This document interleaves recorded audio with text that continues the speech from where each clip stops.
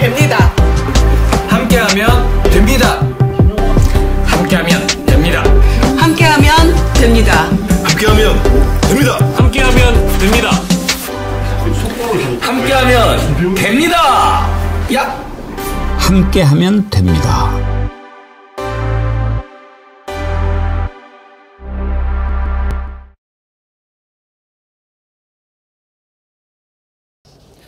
여러분 안녕하십니까? 백운기입니다. 미치광이 내란 속의 윤석열이 내일 재구속의 갈림길에 서게 됩니다.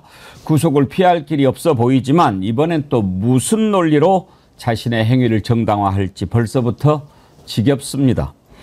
특검 조사가 계속되면서 점차 윤석열의 헛된 망상을 누가 주입했는가 실체가 드러나고 있습니다. 점집을 하면서 처박혀 있던 노상원이 브레인 역할을 하고 할 줄 아는 거라고는 국회에서 국회의원들한테 깝죽대는 것밖에 없던 김용현이 행동대장을 한 것 같습니다. 국회의원과 언론인 등을 수거해서 연평도 앞바다에서 수장시켜버리겠다는 상상도 할 수 없는 계획을 꾸몄던 자가 윤석열의 머리를 지배했다니 참으로 몸서리가 쳐집니다. 뜨거운 7월입니다. 태양은 음침한 곳에 숨어있는 저 더러운 것들을 모두 태워버리려고 저렇게 장렬하는 건가 그런 생각도 듭니다. 생방송 백운계 정치 1번지 출발합니다. 정어리몰에서 새롭게 준비한 복숭아인데요. 김진애 의원님 그 앞에 복숭아 있는데 이따가 드셔보세요. 이따가가 아니라 지금 드셔도 돼요. 근데 이거는 쫀득쫀득하네요. 네, 오래 씹어 드시면 더 단맛이 나요. 네. 그래가지고 진짜 이것도 7월에 딱 2주만 나온대요. 엄청 달아요. 지난번 속이 알죠? 영원한 분홍색이에요. 예. 아기 엉덩이처럼. 유럽의 납작 복숭아 아시죠? 네. 여행 많이 다니셨으니까 그 납작 복숭아하고 우리나라 딱딱이하고 그거를 했대요. 지금 아주 여러분들 이번에 많이 사랑해 주시는데 그 우리나라 딱딱이가 예. 신맛이나 단맛이 좀 모자라거든요. 근데 그게 납작 복숭아가 들어가니까 신맛 단맛이 더 강화가 됐어요. 이건 뭐 달콤 쫀득 그렇게 표현하면 딱 되고 이번에 특히 이제 이걸 이번에 더우니까 저건 너무 이거 백운기의 정어리 TV 100만 우리가 운동하잖아요. 이거가 지금 우리 몰에서 정어리 몰에서 19,900원에 따로 하는데 5만 원 이상 사시면 이걸 또 보내드린다고 그러는데 이 정도면은 선풍기 사는데 복숭아 드리고 그러는 거 아닌가? 요새는 먹거리가 비싸서. 예. 이게 그냥 들고 다니기만 하는 게 아니고 또 거치대가 있어가지고요. 세워놓고 또 밑에 핸드폰도 세워놓을 수 있고 아주 편리하게 쓰실 수 있는 고급 선풍기입니다. 복숭아도 드시고 시원하게 선풍기도 받으시고 하시기 바랍니다. 예, 광고가 소리가 좀 안 나갔나요? 예. 오디오 테스트를 했는데 지금은 잘 나옵니까? 예. 전국이 아주 가마솥입니다. 폭염이 기승을 부리는데 오늘 서울엔 처음으로 폭염 경보가 내려졌습니다. 최고 기온이 36도까지 올라간다고 하는데 정말 어마어마한 더위죠. 아침에 창문을 여니까 시원한 바람이 아니고 더운 바람이 훅 들어오더라고요. 이럴 때 정말 힘드신 분들은 야외 현장에서 일하시는 분들 그리고 택배 기사님들 무엇보다 이제 쪽방촌에 사시는 분들 아니겠습니까? 제가 매주 봉사활동을 하는 어느 분한테 얘기를 들었는데 너무 더워서 작년엔가 이렇게 몇 집 에어컨을 달아드렸는데 가서 보니까 에어컨을 안 틀고 계시더래요. 왜? 전기세가 무서우니까. 그래서 이분들한테는 에어컨 틀어드리는 게 도움이 안 되는구나. 그래서 올해부터는 이렇게 몇 집에 이제 서큘레이터 그거를 이렇게 설치를 해드렸다고 하는데 지금도 다녀보면은 털털거리는 낡은 선풍기 하나도 없이 이 더위를 견디는 분들이 많이 계시다고 그래요. 그런 분들한테 단돈 몇만 원도 얼마나 큰 힘이 되겠습니까? 민생지원금 아마 지급이 된다면 가뭄의 단비 아니겠습니까? 그런데도 재산이 30억이 넘는다는 부산의 한 국회의원이 부산 시민은 25만 원 필요 없다 이따위 소리를 했다고 하는데 이런 사람은 좀 이렇게 뜨거운 땡볕에 좀 한 1시간 세워뒀으면 좋겠어요. 다른 벌보다도. 어떻게 그런 말을 합니까? 아무리 그 야당이고 정책을 반대하고 그렇다 하더라도 제가 몇 번 말씀드리잖아요. 국민의힘은 지금 매우 많은 걸 놓치고 있습니다. 국민이 잘한다고 생각하는 것은 잘한다고 이야기하면서 더 대안을 마련해야지 무조건 반대만 한다고 됩니까? 왜? 많은 국민들이 그걸 잘한다고 하는데 그건 국민을 못 따라가는 거죠. 정말 국민의힘 답이 없습니다. 답이. 예. 이따가 한번 좀 살짝 다뤄보겠습니다만. 자, 오늘 함께 하실 세 분 패널 소개합니다. 김진애 전 의원님 어서 오십시오. 안녕하세요. 오렌지가 빨강이 됐습니다. 오늘 그 주홍색이 아주 어울리십니다. 글쎄, 요새 빨강색으로의 전환, 개척. 대처. 예. 이게 빨강도 중요합니다. 아우르고. 네. 네. 앞에 있는 복숭아하고도 잘 어울리십니다. 전혜연 민주연구원 본장님은 보라색입니다. 어서 오십시오. 안녕하세요. 오늘 앵커님께서 땡볕에서 고생하는 분들 얘기를 하셨는데 오늘 뉴스를 들어보니까 땡볕에서 폐지 줍는 노인들이 아직도 많으시다. 그러게요. 그래서 국민의힘 의원들이 그런 망언하기 전에 이 노인분들과 폐지 한번 주워봐라 이런 얘기하고 싶습니다. 예. 자, 정무승 변호사님 반갑습니다. 네, 반갑습니다. 김 변호사입니다. 네. 저는 목요일까지 예비군을 가야 되는데 아이고. 이 날씨에 예비군이라니 이야. 걱정이. 원래 이렇게 폭염 때는 예비군 훈련도 연기되거나 아니요, 진행되고 있고요. 근데 다만 이제 좀 실내 훈련이 실내에서? 더 비중이 높아지는. 그렇군요. 또 정무승 변호사님 같은 예비군이 계셔서 우리 국민이 잠 잘 자는 거 아닙니까? 예. 오늘 함께해 주신 여러분 감사합니다. 지금 우리 구독자가 76만 9,850분이신데 77만 눈앞에 두고 있는데 오늘 또 김진애 의원님 나오셨으니까 방송 중에 77만 되겠는데요. 항상 김진애 의원님 오시면 네. 좋은 일이 생겨요. 글쎄, 저 이상하더라고요. 화요일 날은 좀 좋은 일이 생기더라고. 갈 때마다 이렇게 좋은 일이 생기는 분 참 귀해요. 제가 탄핵 가결되는 날 나왔고요. 그러니까요. 아니 정말 빈말이 그날은 아니고 너무 신나가지고. 네. 오시면 좋은 일이 많이 생겨요. 네. 갈 때마다 좋은 일이 많이 생기는 분 좋은 거죠. 오늘 이제 윤석열의 망상을 지배했던 노상원 얘기를 해볼 텐데 그 전에 내일 이제 오후 2시 15분에 구속영장 실질 심사 받지요. 정우승 변호사님 나오셨으니까 영장 발부 가능성 얼마나 보십니까? 저는 100%라고 생각하고 100%. 있습니다. 네. 다른 분들은 99% 얘기하던데 딱 100%입니다. 왜냐하면 이 혐의 자체가 증거 인멸을 넣고 있기 때문에, 그리고 이미 진술 오염이라고 하거든요. 사실 법문에는 그렇게 없지만 사실 그 영장을 판단함에 있어서 가장 중요한 요소긴 합니다. 다른 참고인 증인들이 진술을 바꾸게 되는가, 그 사람 때문에. 그게 가장 중요한 포인트인데 거기에 대한 입증이 차고 넘칠 만큼 되어 있기 때문에 정말 그 법대로만 한다면 100% 발부가 될 거라고 생각합니다. 그렇군요. 이번에 영장 전담 판사는 중앙지법의 남세진 판사인가? 네. 되게 특이한 상황인 게 예. 보통 이제 사법고시 출신의 그 판사님들이나 변호사님들은 다 법조인대관의 사진, 최소 연수원 시절 사진이라도 등록이 되어 있는데 지금 판사님께서는 아예 가려져 있거나 검색이 안 되는 상황이에요. 법원 차원에서 아마 조치를 취한 게 아닌가 싶고요. 근데 과거에 생각해 보면 지난번 뭐 다른 김용현이나에 대한 그 영장 전담 판사가 누구인지도 안 밝혔던 걸 생각을 하면 법원이 이제는 조금 어느 정도 결과에 대해서 국민 앞에 이름을 내놓을 수 있는 결과를 낼 거라는 뭐 자신감인지 그런 암시인지는 모르겠지만 그렇게는 되고 있고, 제가 며칠 전에 사전 영장 심사를 다녀왔었는데 아마 그분이 아닐까. 그 당직 패턴상 네. 그렇게 예상이 되는데, 제가 만나뵀던 그분이 맞다고 한다면. 하면서 거기 세 분이 돌아가잖아요. 예, 맞습니다. 그럼 그때 여자 판사였어요? 아니요. 아니죠. 이분은 여성이라고 그러던데? 아, 그렇습니까? 예. 그러면, 예. 남서진 여자예요? 그 정도로 지금 사진조차 공개가 안 돼 있는데 중앙지법, 제가 다른 지방법원이랑 그 중앙지법의 그 영장을 뭐 많이 다니다 보니까 만나다 보면 중앙지법이 대체적으로 더 법문에 더 맞게 깐깐하게 진행되는 스타일입니다. 근데 이번 영장 청구의 경우에는 아무래도 혐의 자체가 증거인멸 우려가 매우 높은 증거인멸 자체를 혐의로 하고 있기 때문에 이 부분에서 영장이 기각이 될 가능성은 좀 낮다고 보입니다. 지기현 같은 자가 또 있겠습니까? 예.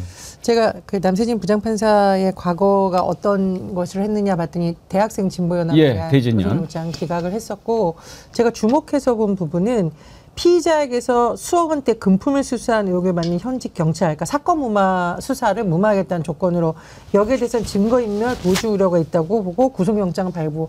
저는 이 점에서 어떤 생각이 들었냐면은 법을 엄정하게 집행해야 될 경찰이 이런 행동을 한 것에 대해서 더 엄격히 받고 공권력을 행사해서 본인의 범죄를 감추기 위한 증거인멸과 이런 가능성이 매우 높다고 판단하신 걸로 보는데 지금 특검이 작성한 영장의 내용이 언론 보도를 통해서 알려진 것을 보면 윤석열은 본인을 법치주의라고 했지만 사실은 이 치외법검처럼 본인이 머무는 것을 활용하려고 했고 공무원인 경호처 직원들을 사병처럼 부리려고 했다. 법체계를 완전히 망가뜨리는 식으로 적시해 놓은 것. 그래서 그 부분에 대해서도 오히려 법원에서는 주목하지 않을까 그런 생각이 들고요. 정우승 변호사님 말씀한 그 부분도 많은 좋은 포인트가 될 거라 생각합니다.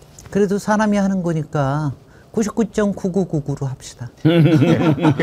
법대로 한다면 100% 사람이 예. 끼어들 여지가 많이 근데 없는 이번에는 상황입니다. 좀 확실하다고 생각되는 게 그 강의구 부속실장 그리고 김성훈 경호처장 이 사람의 진술이 바뀌었잖아요. 그렇죠. 윤석열의 변호인이 출석할 때 하고 아닐 때 하고에 그러니까 이거는 분명하게 영향을 끼친다는 거거든요. 그래서 이 부분에 대한 게 저는 분명히 판사로서도 이건 확실하게 판단이 들어갈 것 같아요. 그거 보니까 야 정말 깝깝하더라고요. 이게 여태까지 그러지 않았습니까? 윤석열이 헌법재판소에서도 끊임없이 나가니까 거기서도 장군들이 제대로 얘기를 못 하잖아요. 똑같이 마찬가지로 그걸 갖다가 변호사를 통해 가지고 그런 공작을 한다라는 게 정말 너무 끔찍한 것 같아요. 그 특검이 참 함정을 잘 판 게 사실 좀 관례적으로 변호인들이 이제 언론에 영장 같은 거를 이제 좀 풀을 해갖고 좀 언풀을 하는 경우가 많이 있었지 않습니까? 근데 이번 변호인단에서는 사실 실수로 그 영장을 받을 때 팩스 시간이나 이런 것들을 같이 그 풀을 한 걸로 보여요. 그럼 누가 이거를 풀했는지가 특정이 되는 사안인 거죠. 그리고 그뿐만 아니라 영장 내부에 누가 이렇게 진술을 했다라는 걸 특검이 담아놨습니다. 근데 그 부분이 이제 변호인단을 통해서 언론에 나감으로써 이제 어떻게 보면은 누가 이렇게 진술을 했다 자체를 외부에 흘렸다. 이 자체가 진술 오염의 우려를 만들어내는 또 하나의 범죄 행위거든요. 수사 방해. 예, 수사 방해나 그러니까 정확히 얘기하면은 이제 증인들과 참고인들의 진술이 오염될 여지가 있다, 우려가 있다. 그러므로 더 구속 사유가 있다는 것을 한 번 더 함정을 파놔서 그게 풀되는 순간 바로 그걸로 한 번 더 이 영장 판단에서도 다시 판단이 될 수 있도록 촘촘하게 설계를 해놓은 것 같습니다. 네. 이향님, 앵커님 늘 말씀하시는 것처럼 진실은 송곳 같아서 모두 드러날 겁니다. 요즘 하나하나 진실이 드러나는 걸 보니 기쁨에 가슴이 더 두근거립니다. 그렇죠. 진실은 송곳 같아서 다 드러납니다. 이상부님, 내일 윤석열 재구속날 국경일입니다. 예. 국경일을 하루 늦춰야 될걸요. 내일 2시 15분에 심사하고 그러면은 아마 7월 10일이 발부되고 그러는 거는 그 다음 자정경. 새벽쯤 예. 될 것 같아요. 그 대신 이제 이번에 들어가면 영원히 못 나온다고 봐야죠. 예.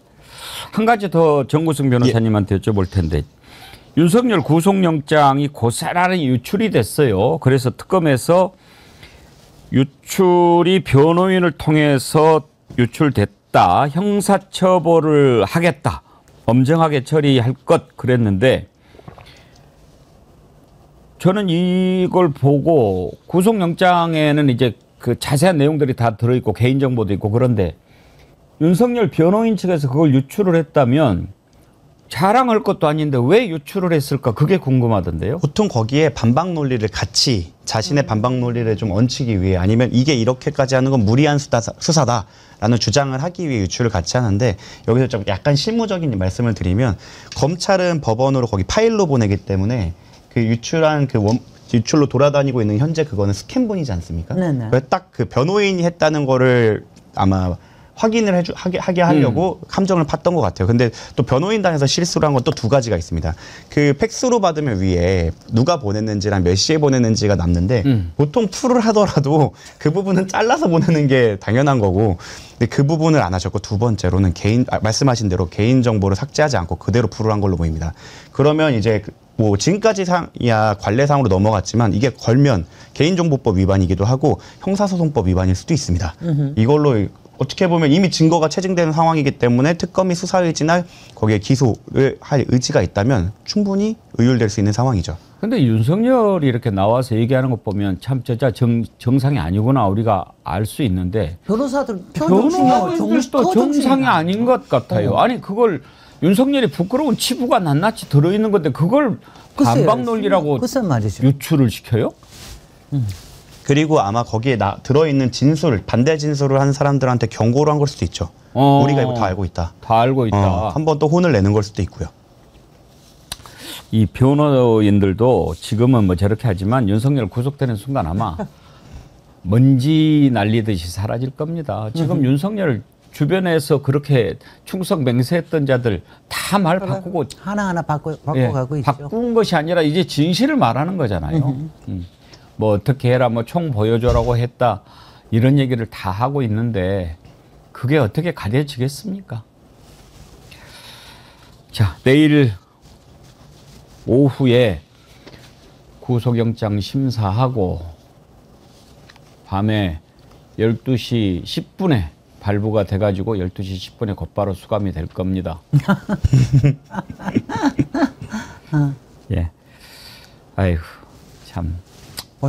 이게 몇 개월입니까? 3월 8일 날 나왔으니까 벌써 4개월. 4개월이 돼버렸어요. 아, 4개월 동안 정말 편하게 살았지. 반 빠지고. 지금 지난번에 구속됐을 때는 그 서울구치소에서 한층 전체를 비우는 등으로 네. 그때 당시는 뭐 대통령이 이제는 그렇게 있었으니까 못하죠. 근데 네. 이제 그런 것도 없고 그 구치소가 겨울은 그나마 따뜻한 물이나 이런 걸로 좀 그나마 보호는 살짝 신경. 왜냐면 정말 추워서 죽을 수도 있기 때문에 최소한의 보호는 되는데 여름은 사실 구치소에서 제일 힘들 때가 여름입니다. 그렇죠. 네, 그래서 지금 들어가면 안 그래도 폭염인데 고생 좀 하실 겁니다. 땀 좀 빼시겠네 뭐.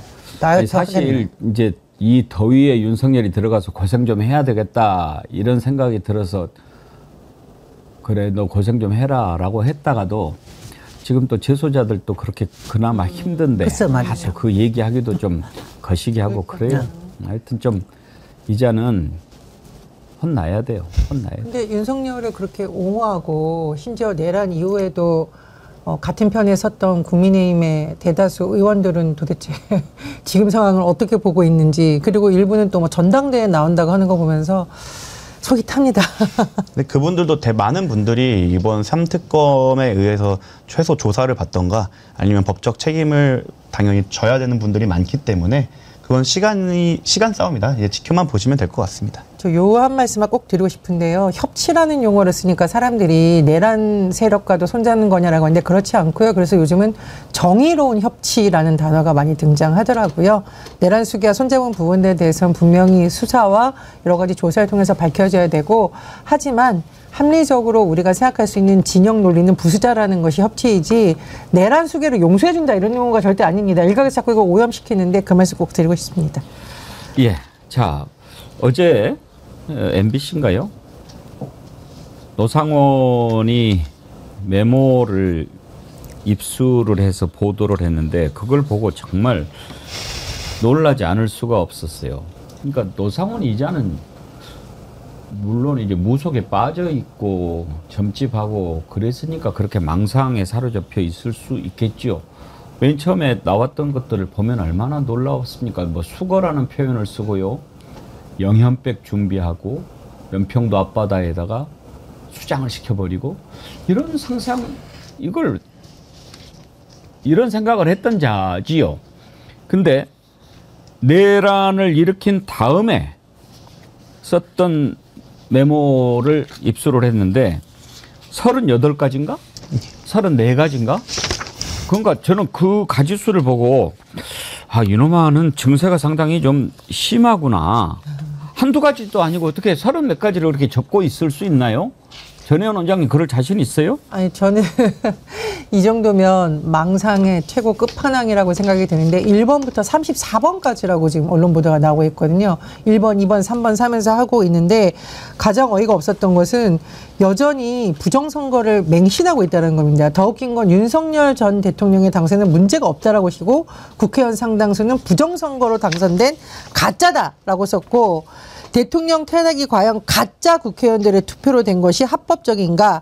누가 내란인가, 민주당 의원들 3분의 1 정도인가 부정선거로 된 가짜 국회의원이라고 했는데, 근데 저는 이 노상원이라는 인물 자체가 두 가지 면에서 김건희, 윤석열 부부와 상당히 잘 통했을 것이다. 한 번은 부정선거 망상론이라는 거, 두 번째는 무속에 대한 맹신, 이것이 합쳐지면서 일반인들은 도저히 납득하기 어려운 거에 대한 자신감, 신뢰, 거의 종교적 수준의 어떤 맹신이 생겼다고 봅니다. 근데 노상원이라는 인물도 윤석열하고 닮은 게 있어요. 사실 윤석열 같은 경우에도 대통령감이 아닌데 갑자기 대통령이 된 상황이잖아요. 그러다 보니 무속을 더 신봉하게 된 거 아닐까라는 생각이 들고요.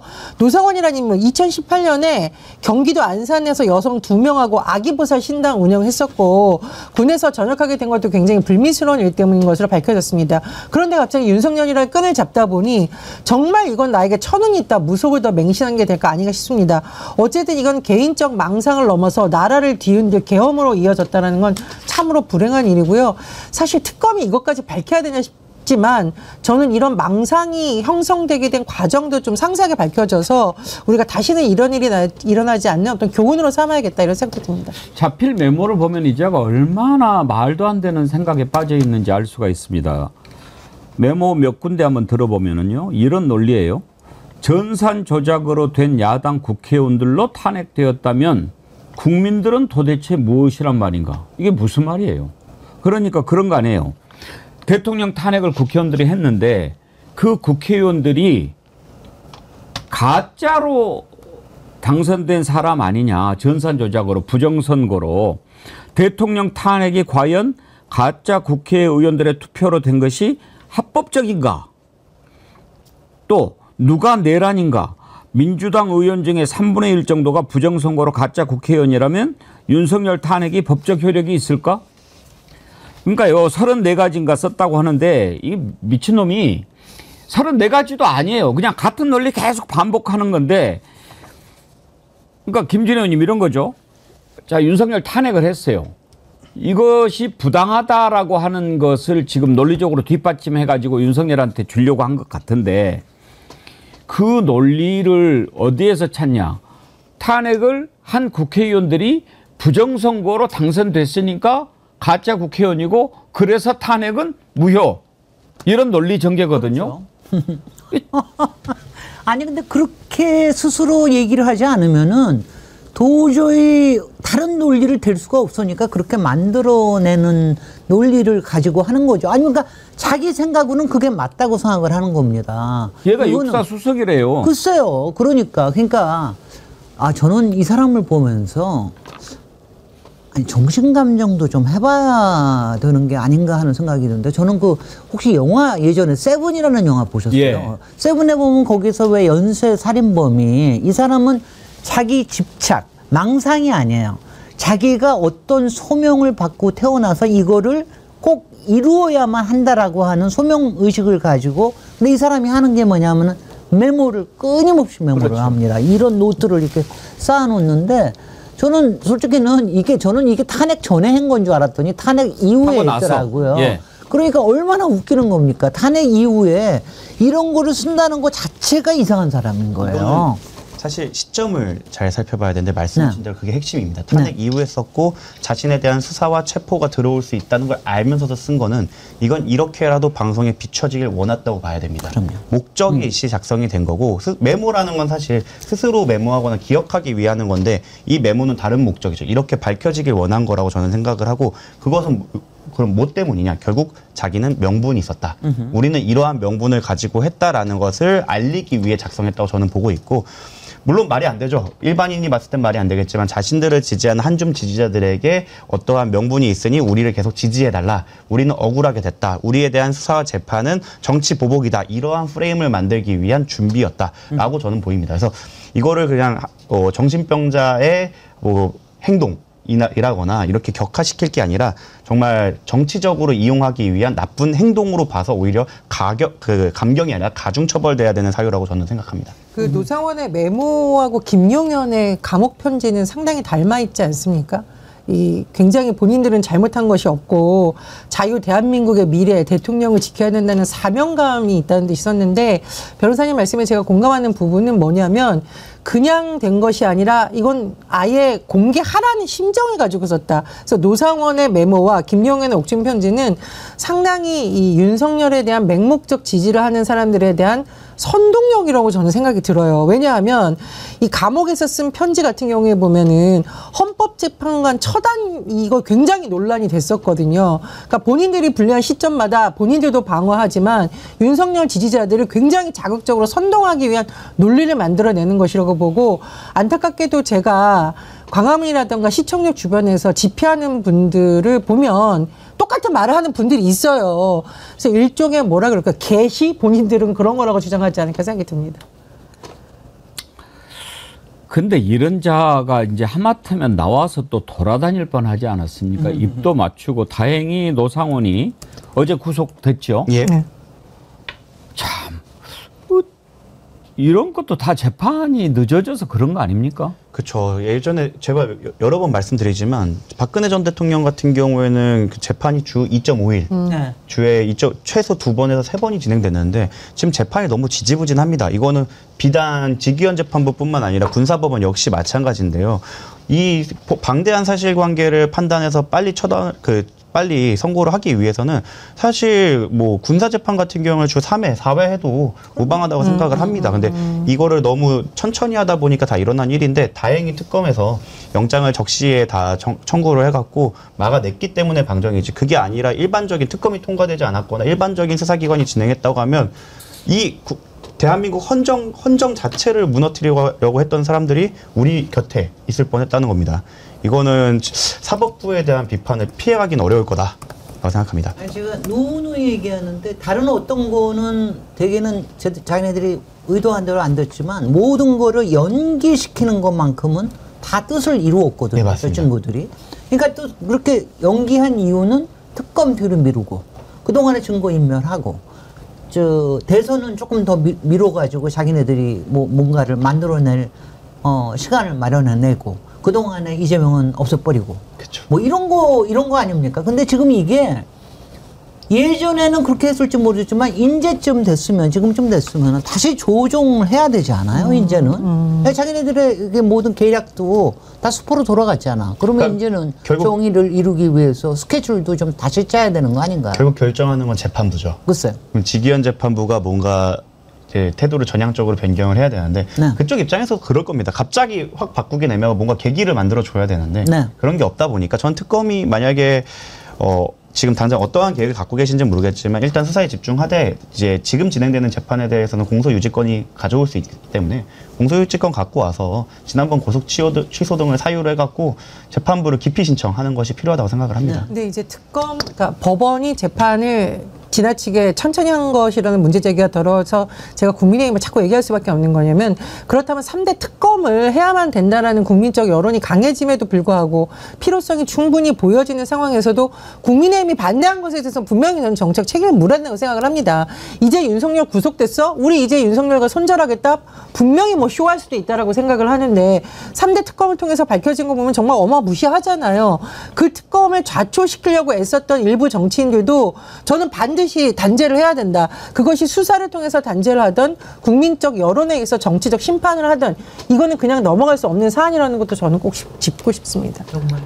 아직은 여력이 국힘의 의원들까지는 아직은 가지 않았는데 조금만 기다리면은 지금 이제 뭐 저쪽 국힘에서 전당대회 할 때쯤이면 할 것 같은데. 저는 다음 그죠? 주 중 보고 있습니다. 글쎄요. 그러면 이제 뭐가 들어갈 나온다고요, 것 이제? 같은데. 다음 주 중에 줄줄 소환이 될 거라고 생각합니다. 그리고 심지어 선관이 다 잡아 족쳐야 된다. 막 이런 이야기도 하고 그러지 않았습니까? 그러니까 하여튼 이제 이 정상이 아닌 자가 윤석열의 머리를 지배하고 거기에 또 윤석열이 놀아나고 이랬던 거죠. 결국은 이번 내란의 실체가. 그렇습니다. 근데 이제 저는 윤석열이 왜 노상원의 말에 이렇게 귀를 기울였을까? 윤석열이라는 인물 자체가 열등감이 굉장히 강했던 인물이라고 생각이 들어요. 그러니까 가스라이팅이 잘 되는 인물들이 본인이 뭔가 자격지심이 세고 우리가 이제 방구석 여포라고 그러잖아요.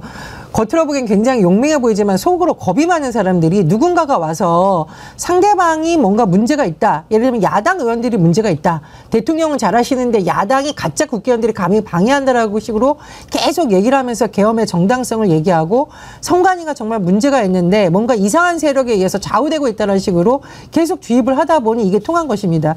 윤석열의 열등감과 노상원의 망상이 합작이 된 작품이 바로 저는 계엄이라고 생각을 하고 이 노상원에 대한 조사도 정말 철저히 돼야 되겠고 도대체 노상원과 윤석열 사이에는 누가 있었을까 상당히 의심되는 김건희와 그 군의 세력들 이걸 이용하는 세력들도 수사가 돼야겠죠. 그렇게 생각합니다. 그리고 한 가지만 더 봐봅시다. 조혜주 선관위원을 언급을 했어요. 조혜주 뒤를 봐준 사람이 누군가 이 사람을 조사하면 인과관계를 알 수 있다. 왜 조혜주 선관위원을 이야기를 한 거죠? 그러니까 결국에는 그냥 좌표찍기라고 저는 생각이 됩니다. 뭐 특별한 이유가 있다기보다는 자신들과 성향이 안 맞는 사람이 있다. 아니면 자신들과 오히려 소통할 수 있는 사람이 있다라고 하면 그거를 특정을 해서 마치 그 자신들의 망상에 아니면 자신들의 그 명분 쌓기에 디테일이 있어서 이게 사실인 것처럼 하기 위한 그런 장치로만 보입니다. 일요시사가 이렇게 당시에 노상원이 이제 선관위 침투 또 진압 지시를 하지 않았습니까? 그런데 거기에 정보사에 그날 갔던 멤버들 인터뷰를 했는데 망치로 선관위 직원들 머리를 깨라 이런 지시까지 내렸다는 거예요. 이 참, 그러니까 이자는 뭐 예, 수거해가지고 뭐 폭침인 것처럼 해가지고 수장시킨다. 뭐 완전히 정말 아까 김연애님 말씀하신 대로 정신감정이 필요한 것 같은데 좀 이상해. 저는 정신감정 하는 거 잘못하면 이것도 그럼요. 그걸로 또 정신 이상으로 갈까봐. 이상으로 또 풀려나면 안 되잖아요. 네. 근데 저는 이런 걸 보면서 그러니까 그러니까 그 윤석열이라는 사람이 정말 이상한 사람 아니에요. 그러니까 정말 기괴한 사람인 게 엄청난 자아의식이 강하면서 또 엄청난 겁쟁이에 열등감이 있는 사람이란 말이죠. 저는 하여튼 그 두 가지가 이상하게 조합된 사람이 윤석열의 기괴함을 표현한다고 생각하는데 윤석열이 김건희한테 꼼짝 못하는 거 보세요. 그건 너무 이상한 거 아니에요? 근데 김건희한테 너무너무 겁을 내잖아. 근데 그러다가 노상원처럼 완전히 그냥 와서 숭배하고 숭상하고 당신만이 진리다 이렇게 얘기할 때는 깜빡 넘어가가지고 본인의 명석함이나 이런 건 하나도 없이 그냥 완전히 같이 그 어리석은 쪽으로 넘어가잖아요. 하도 그냥 이상한 사람이야. 저는 취지에는 동의를 하는데 모든 발언에 취지에 동의를 하는데 윤석열이 넘어갔다 이런 표현이 쌓이다 보면 마치 윤석열이 이용당했다고 보일까 봐 걱정이 됩니다. 않아요. 윤석열은 결과적으로 본인이 결정한 거고 본인이 정책 그 총책임자였기 때문에 이에 대해서는 그들의 주장과 그들의 논리를 선택했다고 약간 하는 게. 그럼요. 근데 윤석열은 본인이 직접 만약 검찰 같으면 자기가 다 할 수 있는데 그게 아니고 군 문제니까 못하던 거를 노상훈이하고 김용현이가 구체적인 안들을 다 가져와서 이렇게 하겠습니다. 이렇게 가서 폭파시켜버리고 이렇게 해서 죽이겠습니다. 이렇게 하니 얼마나 신났겠어. 그러니까 엄청 넘어간 거죠. 그러니까 그걸 택한 거지. 특검에서 조사하면서 하나하나 드러나고 있는데 노상훈이가 이렇게 말도 안 되는 짓을 꾸몄는데 윤석열이 실행했잖아요. 내란이 성공했다면 어떤 일에는 났을지 알 수 없는 일입니다. 지금 보면 노상훈이가 윤석열 머리를 지배하고 이제 수종 역할을 했던 것이 김용현인데 김용현이 그동안 국회에서 했던 것을 지금 다시 돌아보면 이자도 내란의 성공을 확신하고 있었던 것 같아요. 그렇습니다. 국회에서 얼마나 깝죽됐습니까? 아주 가관이죠. 가관. 뭐 하는 거 보면은 저런 사람이 경호처장 때도 나와서 깝죽거리고 그다음에 국방장관이 할 땐 더하고 그러면 왜 그랬겠습니까? 야 너네들 지금 뭐 아무리 어떻게 해봐야 곧 내란 일어나서 너네들 다 수장이야. 이런 생각을 하고 있었던 것 아니겠습니까? 그때 당시 태도 한번 보시죠. 저라면 잘랐을 것 같아요. 이렇게 무능한 경우는. 근데 승진했어요. 장관. 대통령이 아니시니까요. 아니, 그 당연하죠. 네, 그러니까 대통령이 안 되시는 겁니다. 대통령은 그 후보자. 네. 갑자기 후보자. 네. 그 당황한다고 그런 식으로 답하지 마세요. 전혀 당황 안 합니다. 김영현 장관이나 여인형 사령관의 이 흐리멍텅한 대처가 저는 국민들의 의혹을 합리화시켰다고 보고 있습니다. 장관은 계엄은 가능하지도 않고 본인의 의지도 없다 이렇게 얘기했죠. 지금도 마찬가지죠. 답변하세요. 네, 흐리멍텅한 사람한테는 흐리멍텅한 사람만 보이는 겁니다. 제도상 불가능하다고 보기 때문에 네. 그렇게 생각하는 거죠. 아, 흐리멍텅한 사람은 흐리멍텅한 사람만 보이는 것이죠. 뭐 듣고 안 듣고는 장관님 생각이고요. 군복 입었다고 할 얘기 못하고 가만히 있는 건 더 병신이라고 생각합니다. 여인영 방첩사령관 하는 거 보면은 전두환 차지철 같아서 아주 좋습니다. 감사합니다. 기세가 넘쳐가지고. 예, 고맙습니다. 그래서 어떻게 차지철 발가락도 못 따라간다고 얘기합니까? 아니, 저를 자꾸 차지철에 비유하시니까 말씀드린 겁니다. 웃지 마세요. 네? 웃지 마시라고. 아니, 그렇지 않습니까? 차지철에 저를 자꾸 비유하시니까 제가 그런 말씀... 그런다고 그래 발가락도 못 따라간다고 그렇게 표현을 해요? 아, 비교를 하지 마세요, 아예. 저 처음 봤어요. 처음 보셨죠? 처음 봤어. 국회에서 저렇게 말하는 건 봤습니다. 무슨 저런 XX가 있어.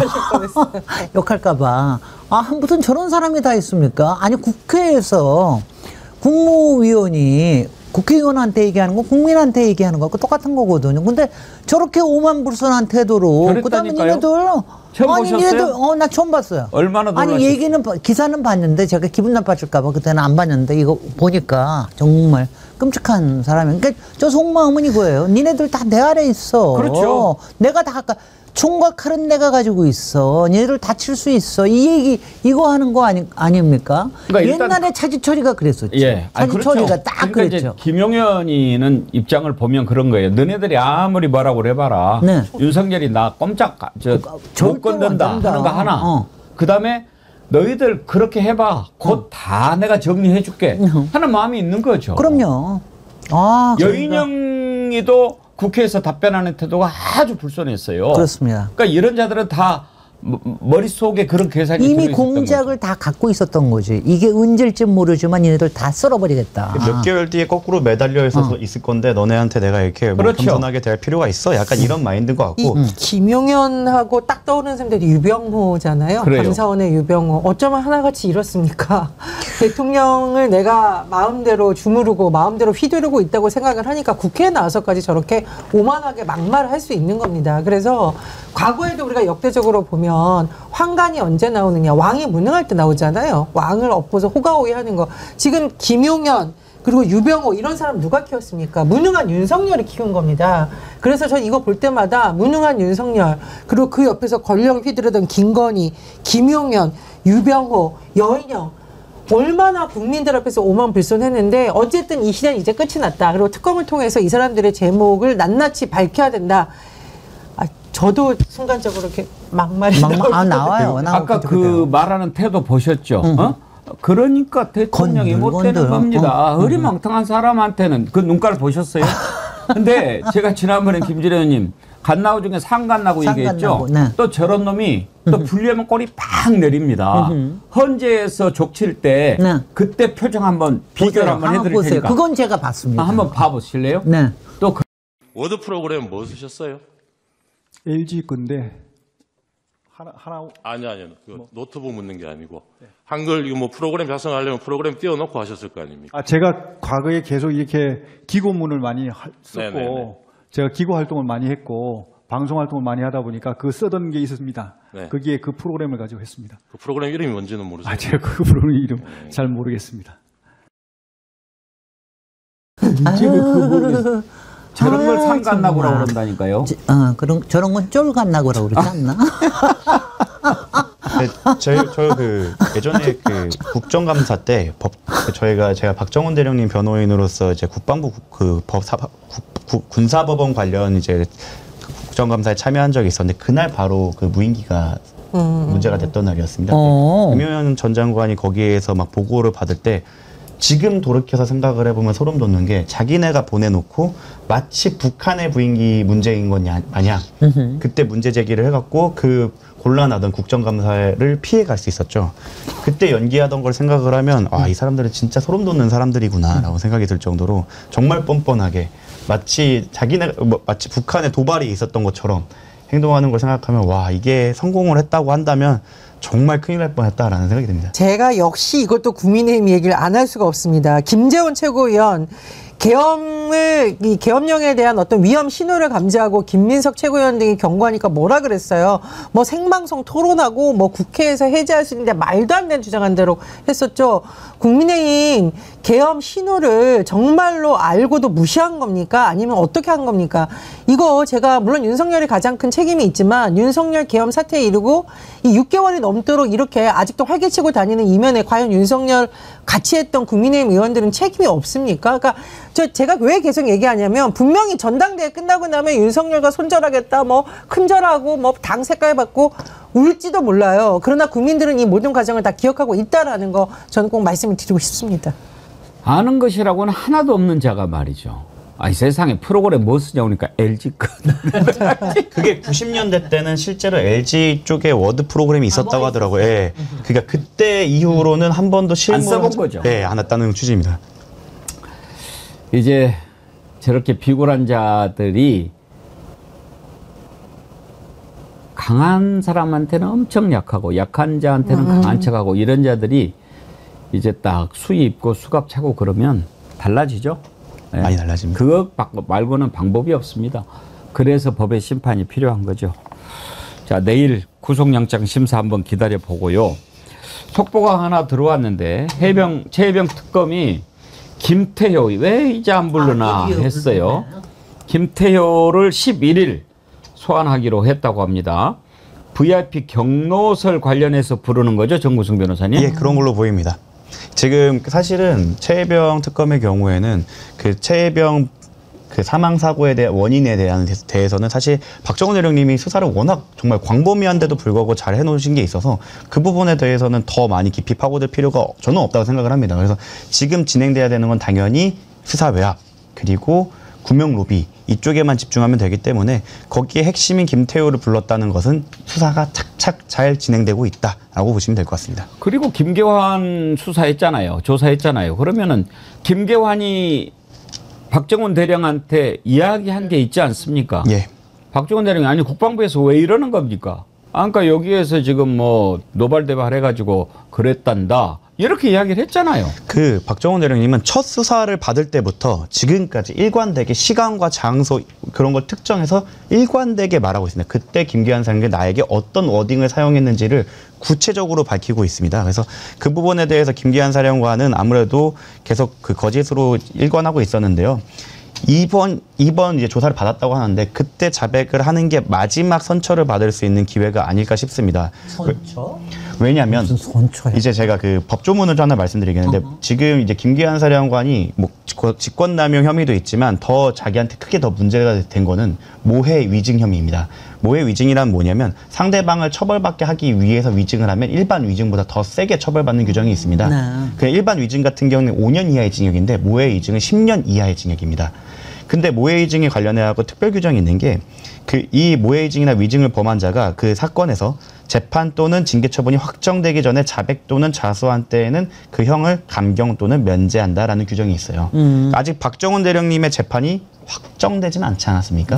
그럼 지금이 정말 마지막 기회다. 여기에 와서 이제라도 그 수사가 빨리 진행될 수 있도록 내가 어떤 외압을 받았고 어떤 구명 로비를 받았는지를 구체적으로 밝힌다면 이게 의무조항은 아니지 않습니까? 그리고 면제까지는 또 꼭 할 필요는 없어서. 근데 김태효는 그거로 끝나지 않아요. 김태효는 그렇겠죠. 절대로 그거로 끝날 저는 항상 윤석열 정권의 쓰리킴 김용현, 김태효, 김건희 이 세 작자가 정말 모든 거를 주도했다. 근데 보세요.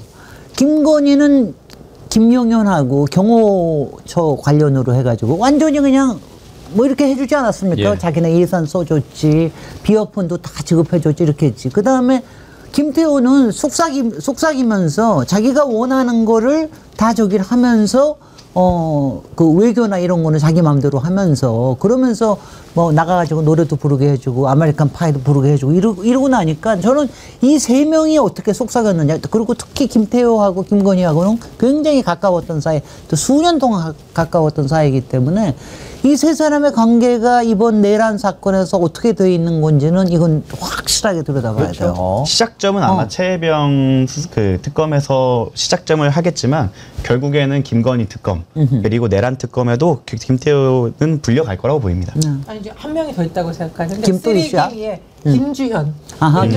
김주현은 마지막에 그냥 제가 정말 설계자일까? 저는 설계자였다고 생각하고 김건희와 가장 많은 대화를 나눴을 수 있다. 심우정 검찰청장과 비아폰을 통해서 가장 많이 김건희 수사에 오히려 가이드라인을 주는 사람은 김주현 민정수석이 아닐까 저는 그런 의심을 하고 왜냐하면 여의도에서 김주현이라는 인물이 등장할 때부터 그런 말이 떠돌았는데 저는 그것이 상당 부분 사실이다. 특히 심우정과의 통화 내역에 대해서 더 밝힐 필요가 있다는 생각이 듭니다. 결국 내란과 그 김건희 특검이 보여줘야 될 결과물이 딱 그거라고 생각합니다. 여기에 부록으로 붙을 김가가 하나 더 있어요. 또 있어요? 김성훈이. 이제 지금 보니까 부록도 안 되는 거 같아요. 예. 지금 뭐 최혜병 특검은 우리가 다 알고 있는 것 아닙니까? 이제 특검에서 증거를 수집해서 기소하고 그게 이제 딱 나오는 것만 남아 있지만 우리 국민이 모르는 거 어디 있어요? 최혜병 순직했죠. 박정훈 대령이 수사했어요. 그래서 업무상 과실치사로 임성근이 이거 처벌해야 되니까 경찰로 이제 이렇게 딱 넘기려고 했고 넘겼어요. 그게 딱 정리가 되는 거예요. 원래 그렇게 된 거 아닙니까? 그리고 임성근이 직접 지시를 했든 안 했든 그 휘하의 장병이 그렇게 말도 안 되는 사고로 순직을 했으면 그 책임자는 당연히 옷을 벗을 생각을 해야지. 그래요. 아이고 내가 큰일 나게 생겼다 해가지고 무명운동하고 이종호 통해서 좀 살려주시오. 그래서 김건희가 뽀로로 왜? 이종호가 지 돈 많이 챙겨줬으니까.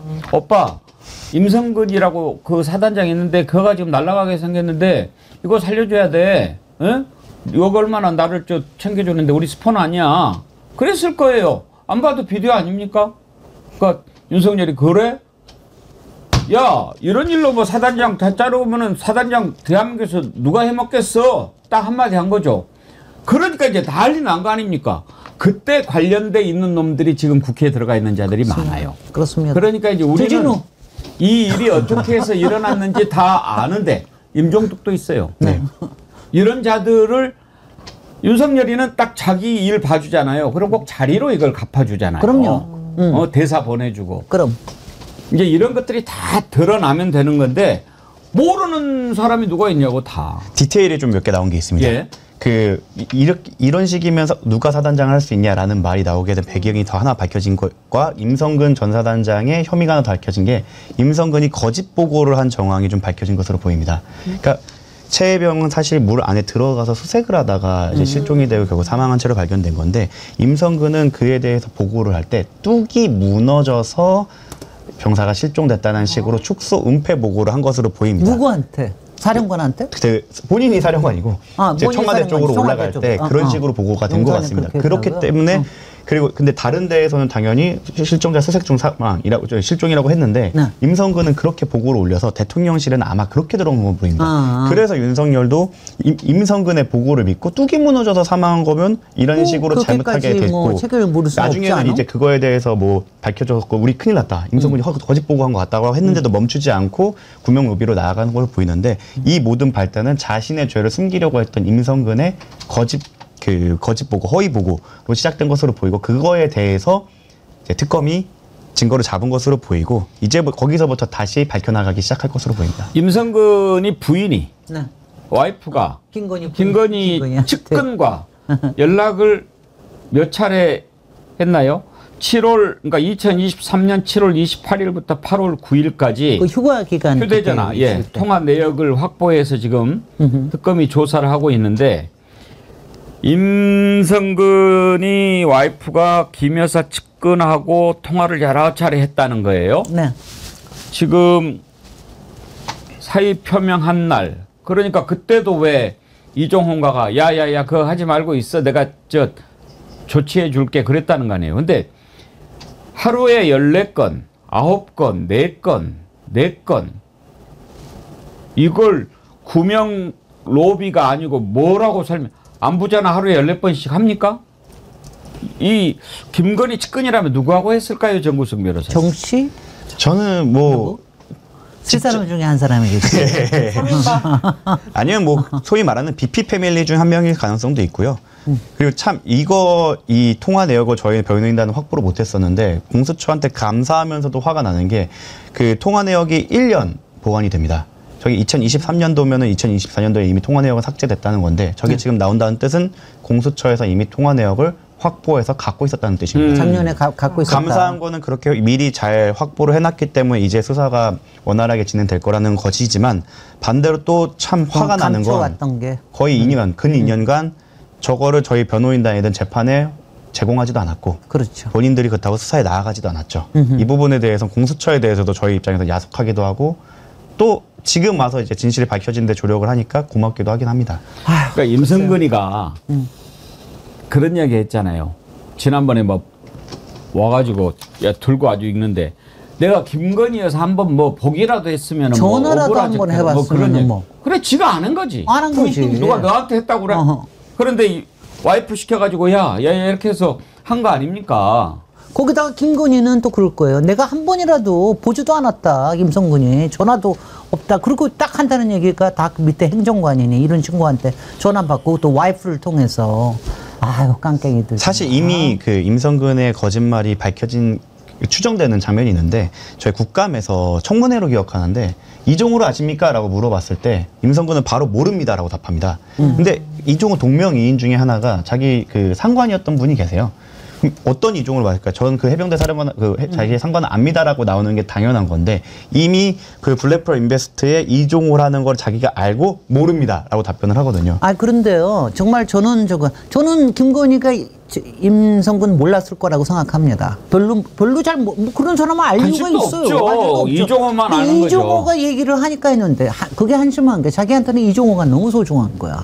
자기를 돈 벌게 해줄 뿐만 아니라 여기저기 네트워크 만들어가지고 자기 수하들 또 만들어주고 그게 너무 한심하잖아요. 소중할 수도 있고 아니면은 뭘 잡혀 있을 수도 있고. 저는 사실은 되게 조금 끔찍한 상상을 한다면 만약에 BP 패밀리들의 그 구명 로비가 성공을 해서 임성근이 살아났고 임성근이 윤석열의 애정을 받아서 총애를 받아갖고 해병대 사령관이 됐다고 생각을 해보시면 12월 3일 날 그 국회로 밀고 들어왔던 병력 중에 해병대가 있었을 겁니다. 다른 뭐 707 이런 친구들이야 조금 엘리트였던 병력이었기 때문에 그나마 국민들에게 좀 위해를 가하거나 이런 부분에 대해서 자제했고 실제로 흥분하는 걸 스스로 자제하거나 좀 그게 했는데 만약 사병 그리고 일반 병사들이었다면 아마 자기네들을 탓하고 밀어붙이고 물리적인 행사를 하는 상황에서는 흥분을 감추지 못했을 가능성도 꽤 있습니다. 그리고 막 그 헬기 통제나 이런 거에 대해서 그 707은 사실 거기에 대해서 따르냐고 좀 지연된 부분도 있고 이러는데 임성근의 성향을 잘 생각해 본다면 그냥 무대뽀로 해병대로 밀고 들어왔을 거예요. 그렇다면 제2, 제3 계엄 같은 경우에도 바로 이루어졌을지도 모릅니다. 그렇게 생각하면 또 저희 박정훈 의원님께서 좀 또 나라 구하는데 일조를 하셨다라는 생각이 들기도 합니다. 근데 실제로 뉴스토마토 기자가 왜 케이블 타이로 포박되는 거 나중에 영상 공개된 것도 있고 또 일부 사람들은 간첩이라는 얘기 들었는데 어떻게 간첩이 국회에서라고 망설였지만 말씀해 주셨듯이 해병대 같은 경우에는 이 잘못된 지시로 인해서 본인들은 정의라고 생각하고 더 과격하게 행동했을 가능성도 있고 박정훈 대령님이 어떤 수상식에서 제가 만나서 물어보니까 정말 계엄이 성공됐으면 자기는 과연 살아 있었겠느냐 얘기를 하는 걸 보면 정말 이 계엄이라는 게 우리가 시간이 흐르면서 어떤 분들은 잊혀졌을지 모르지만 정말 내 가족과 내가 수거 대상이 되거나 체포되거나 좀 과격하게 말하자면 사살될 수도 있는 이런 끔찍한 상황이 있다는 생각이 다시 한번 듭니다. 심지어 노상원 수첩의 그 해병대 그 대령 이런 식으로 박정훈 대령님을 암시하는 수거 대상으로 하는 내용도 있었죠. 예, 자 김건희 특검도 지금 뭐 활발하게 움직이고 있는데 변함없이님께서 기다리다가 쏘셨나 봐요. 77,000원 슈퍼챗 보내시면서 77만 되면 쏠려고 든 적금 보냅니다. 네. 어여 100만 정어리 때가 되길 바랍니다. 그러셨는데 900명만 되면 되네. 예, 800. 지금 888. 9,900 네. 900명이 아니고 88명만 되면 77만 명 되는 거죠. 혹시 지금 보고 계신 분 중에 구독 안 누른 분 계시면 눌러주시고 좋아요도 좋아요도 지금 턱걸이네요. 예, 좋아요도 많이 눌러주세요. 감사합니다. 대한민국 독도사랑님, 백운기 형님이 얘기하시기 전에 좋아요 좀 눌러주세요. 대한민국 독도사랑님 감사합니다. 오늘 또 날씨도 더운데 이렇게 많이 함께 해주시는 것만 해도 감사한데요. 머니언님 또 복덩이님 슈퍼챗 보내주셨네요. 예, 고맙습니다. 앵커님은 댓글에 예. 우리 발언 듣고 이제 해병대 차별하는 거 아니냐? 아니 절대 아닙니다. 정수 변호사님. 저는 해병대 외교 연대를 응원하고 있고, 근데 그게 해병대를 차별한다는 게 아니라 그 이제 징집병이기도 하고, 물론 그 부분도 있고, 그리고 조금 더 명령에 순종하는 부분도 있고, 그리고 그 상황에서 흥분하는 과정에서 그렇게 될 우려가 더 있다. 그리고 사령관이 더 맹목적인 사람이라고 하면 조금 더 푸시했을 수 있기 때문에 그런 거지, 해병대를 전혀 차별하는 거나 이런 게 아니고, 지금 저희 박정훈 대령님을 지지하시는 분들이나 지금 이 내란 사태에서 해병들이 보여준 기계와 용기는 저는 그 부분에 대해서는 정말 리스펙트하고 있고. 뭐 우리 정구수 변호사님이야 확실하시죠. 진짜 해병을 사랑하시는 너무 멋있죠. 예. 자, 이제 강혜경 씨 있지 않습니까? 예. 강혜경 씨가 출석을 김건희 특검에 하기로 했다고요? 예, 이거 전후 사정을 말씀드리면 저희가 좀 우려하는 부분이 있습니다. 그 뭐냐면 지금 이제 그 명태균 게이트 관련해 갖고 아마 검찰의 자료를 특검이 받았을 텐데요. 저희 변호인단의 입장에서 보면 그 창원지검, 지금은 중앙지검으로 모였지만 그 검사분들께서 포렌식을 제대로 했을까? 그거에 대해서는 남겨놨을까? 정보 정리를 제대로 했을까에 대한 우려가 좀 컸습니다. 그래서 저희는 특검이 시작되기 전부터 그 자료를 정리를 하는 과정을 많이 거쳤고 수사를 빠르게 될 수 있도록 정말 준비를 많이 해놨습니다. 그래서 저희 변호인단이 먼저 준비를 해서 저희가 이제 특검에 연락을 먼저 드렸고 이렇게 자료가 정리가 됐고 혹시 모르는 과정을 겪기 위해서 저희가 포렌을 또 별도로 돌려갖고 자료를 확보하는 게 있습니다. 그걸 정리해서 명태균 관련, 특히 김건희 공천 개입 관련해서 좀 더 신속하게 진행될 수 있도록 자료를 제공하겠다라고 특검의 의사를 전달했고 아마 그렇자 특검에서는 이제 출석까지 하셔서 진술까지 해달라라는 회신이 왔는데 그 일정에 대해서는 지금은 조율하고 있는 과정입니다. 그렇군요. 77만 돌파했습니다. 박수. 역시 김진애 여기 있습니다. 제가 오면 좋은 일이 생깁니다. 예. 역시 우리 정어리들 대단하시네. 대단하세요. 예, 감사합니다. 박희재님은 또 회원가입해 주셨고 제가 부탁드렸는데 77만. 근데 그러고 보니까 007 그러니까 더 이쁜데 금방 또 올라가네. 근데 그러고 보니까 이거 보시면서 구독 안 누르고 보고 계신 분도 계셨군요. 예. 감사합니다. 야, 곧 100만 되시겠네. 근데 요새가 비수기긴 해요. 그렇죠. 아무래도 지금 우리 정어리 TV만 꾸준히 이렇게 하고 있고 감사하지요. 김건희 특검 관련해서 한 가지만 더 짚어보고 저쪽 얘기도 잠깐 한번 해보고 갑시다. 통일교가 지금 갑자기 이제 떠오르고 있지 않습니까? 왜냐하면 그쪽에 뭐 본부장인가 했던 자가 김건희한테 샤넬백 주고 뭐 구두 사주고 이렇게 했는데 구두 바꿔주고. 근데 통일교 총재 한학자 씨, 문선명 전 총재 부인이죠.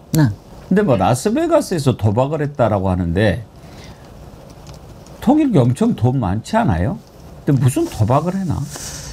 일단은 뉴스를 보면 검찰에서는 업무상 횡령 혐의를 적용해서 한 총재에 대해서 출국 금지 조처를 했다라고 하는데 글쎄 우리가 추측하기에는 업무상 횡령은 일단 출금을 하기 위한 하나의 방편인 거고 제가 보기엔 이 통일교에서 구매한 것으로 알려진 이 고가의 선물들이 결국은 김건희한테 간 것이고 이 과정에서 진짜 이른바 뇌물로 볼 수 있는 명품을 수사한 인물은 누구시며 그 과정에서 어떤 거래가 오가는지 커넥션을 밝히기 위한 하나의 방법이라고 생각이 듭니다. 그래서 제가 누누이 말하는데 사람들이 이제 다이아 목걸이, 뭐 샤넬백 이런 데 열광하잖아요.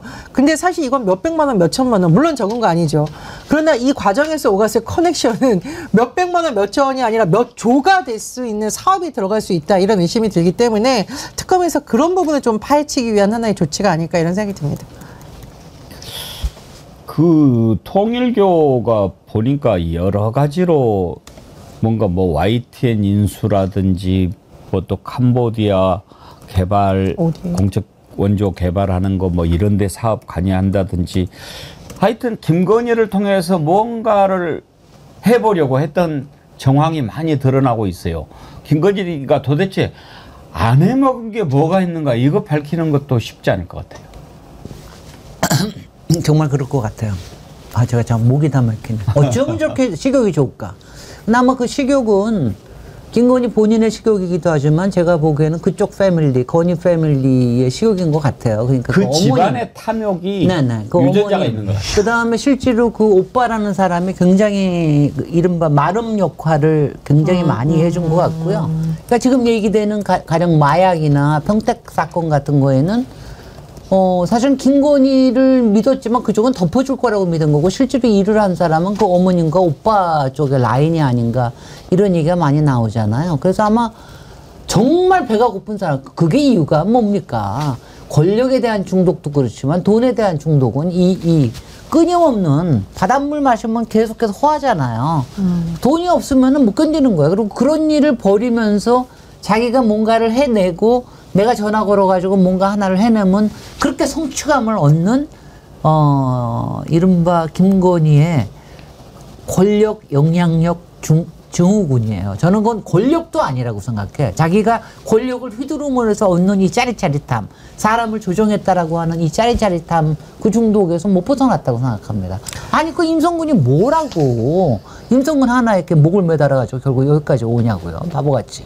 근데 이제 김건희가 지금 양평고속도로 의혹과 관련해서도 출국 금지된 걸로 알려지고 있는데 이게 이렇게 고속도로 사업 같은 경우에는 기본이 조단이거든요. 그럼요. 그러니까 이게 국가의 세금을 들여서 하고 있는 엄청난 사업에 계속 관여를 했다라는 거 한 건도 아니고 지금 뭐 양평 고속도로 의혹부터 해서 한두 가지가 아닙니다. 그래서 특검에서 이거 좀 반드시 파헤쳐야 될 것 같고 이 김건희의 권력도 문제이지만 이런 사람의 남편이 대통령을 하면서 국정을 했다라는 게 정말 참담합니다. 이 시대에 돈 버는 게 세 가지거든요. 하나가 부동산, 두 번째가 주가 조작, 단위가 달라요. 그 다음에 세 번째로 진짜 돈 쉽게 버는 게 마약이거든. 이 세 개를 다 건드렸어. 부동산에도 건드리고, 주가 조작에도 건드리고, 마약 쪽에도 건드렸는데, 근데 한심한 거는 이제부터 가르쳐줄 텐데, 근데 여기에 한심한 게, 아니, 원희룡 같은 국토부 장관한 사람이 거기에 들러리 역할을 했다는 게 말이나 됩니까? 아니, 장관이라는 작자는 적어도 이런 게 어떻게 돌아간다는 메커니즘 정도는 알고 있어야 되는데 거기에 들러리 서가지고 우크라이나 재건 포럼이니 이런 데 가가지고 있어요. 오늘 아침에 보니까 우크라이나 재건 포럼에 MOU가 있는데 MOU 안에는 거기에는 우크라이나 재건이라는 말 자체가 안 들어가 있대요. 재건의 제자도 없대요. 아니 얼마나 한심해. 네. 아니 그러면 그 자리에 가면 적어도 그거 내놔봐. 내가 갈 만한 자리인가 하면 봐야지. 이거를 해야지. 그거 안 하고 용산에서 전화 오니까 그냥 가버린 거 아니에요. MOU는 아무 쓰잘데 없어요. MOU 100번 해봐야. 근데 아무튼 간에 그러니까 원희룡도 크게 뭔가 잡혀 있거나 본인의 권력 지향성이 너무 해바라기 같거나 이 두 가지에 걸려들고 말았습니다. 다 드러납니다. 다 드러나고요. 박조수한님, 캐나다 토론토에 사는 교민입니다. 아, 그러시군요. 캐나다에서 함께 해주시네요. 이제야 제가 당당히 대한민국 사람이라고 고개 빡 세우고 다닐 수 있습니다.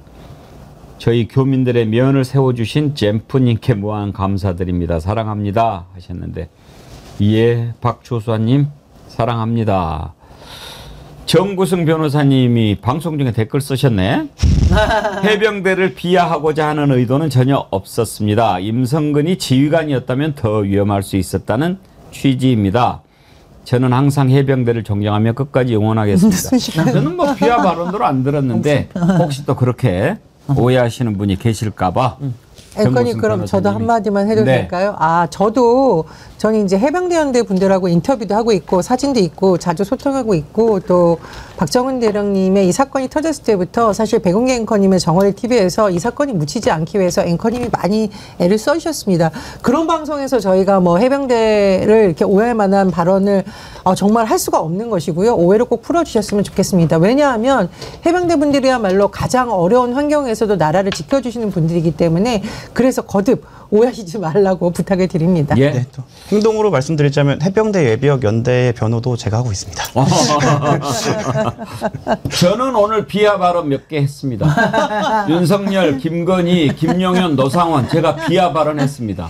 더 센 것도 하고 싶었는데 워낙 제가 점잖은 사람이라 그 정도 했습니다. 저는 쫄 같나고 했습니다. 또 여기도 비하하고 싶은데 점잖게 하나 좀 짚어볼 게 국민의힘인데요. 지금 이제 우리는 관심이 없는데 보수 매체는 좀 걱정이 많이 되나 봐요.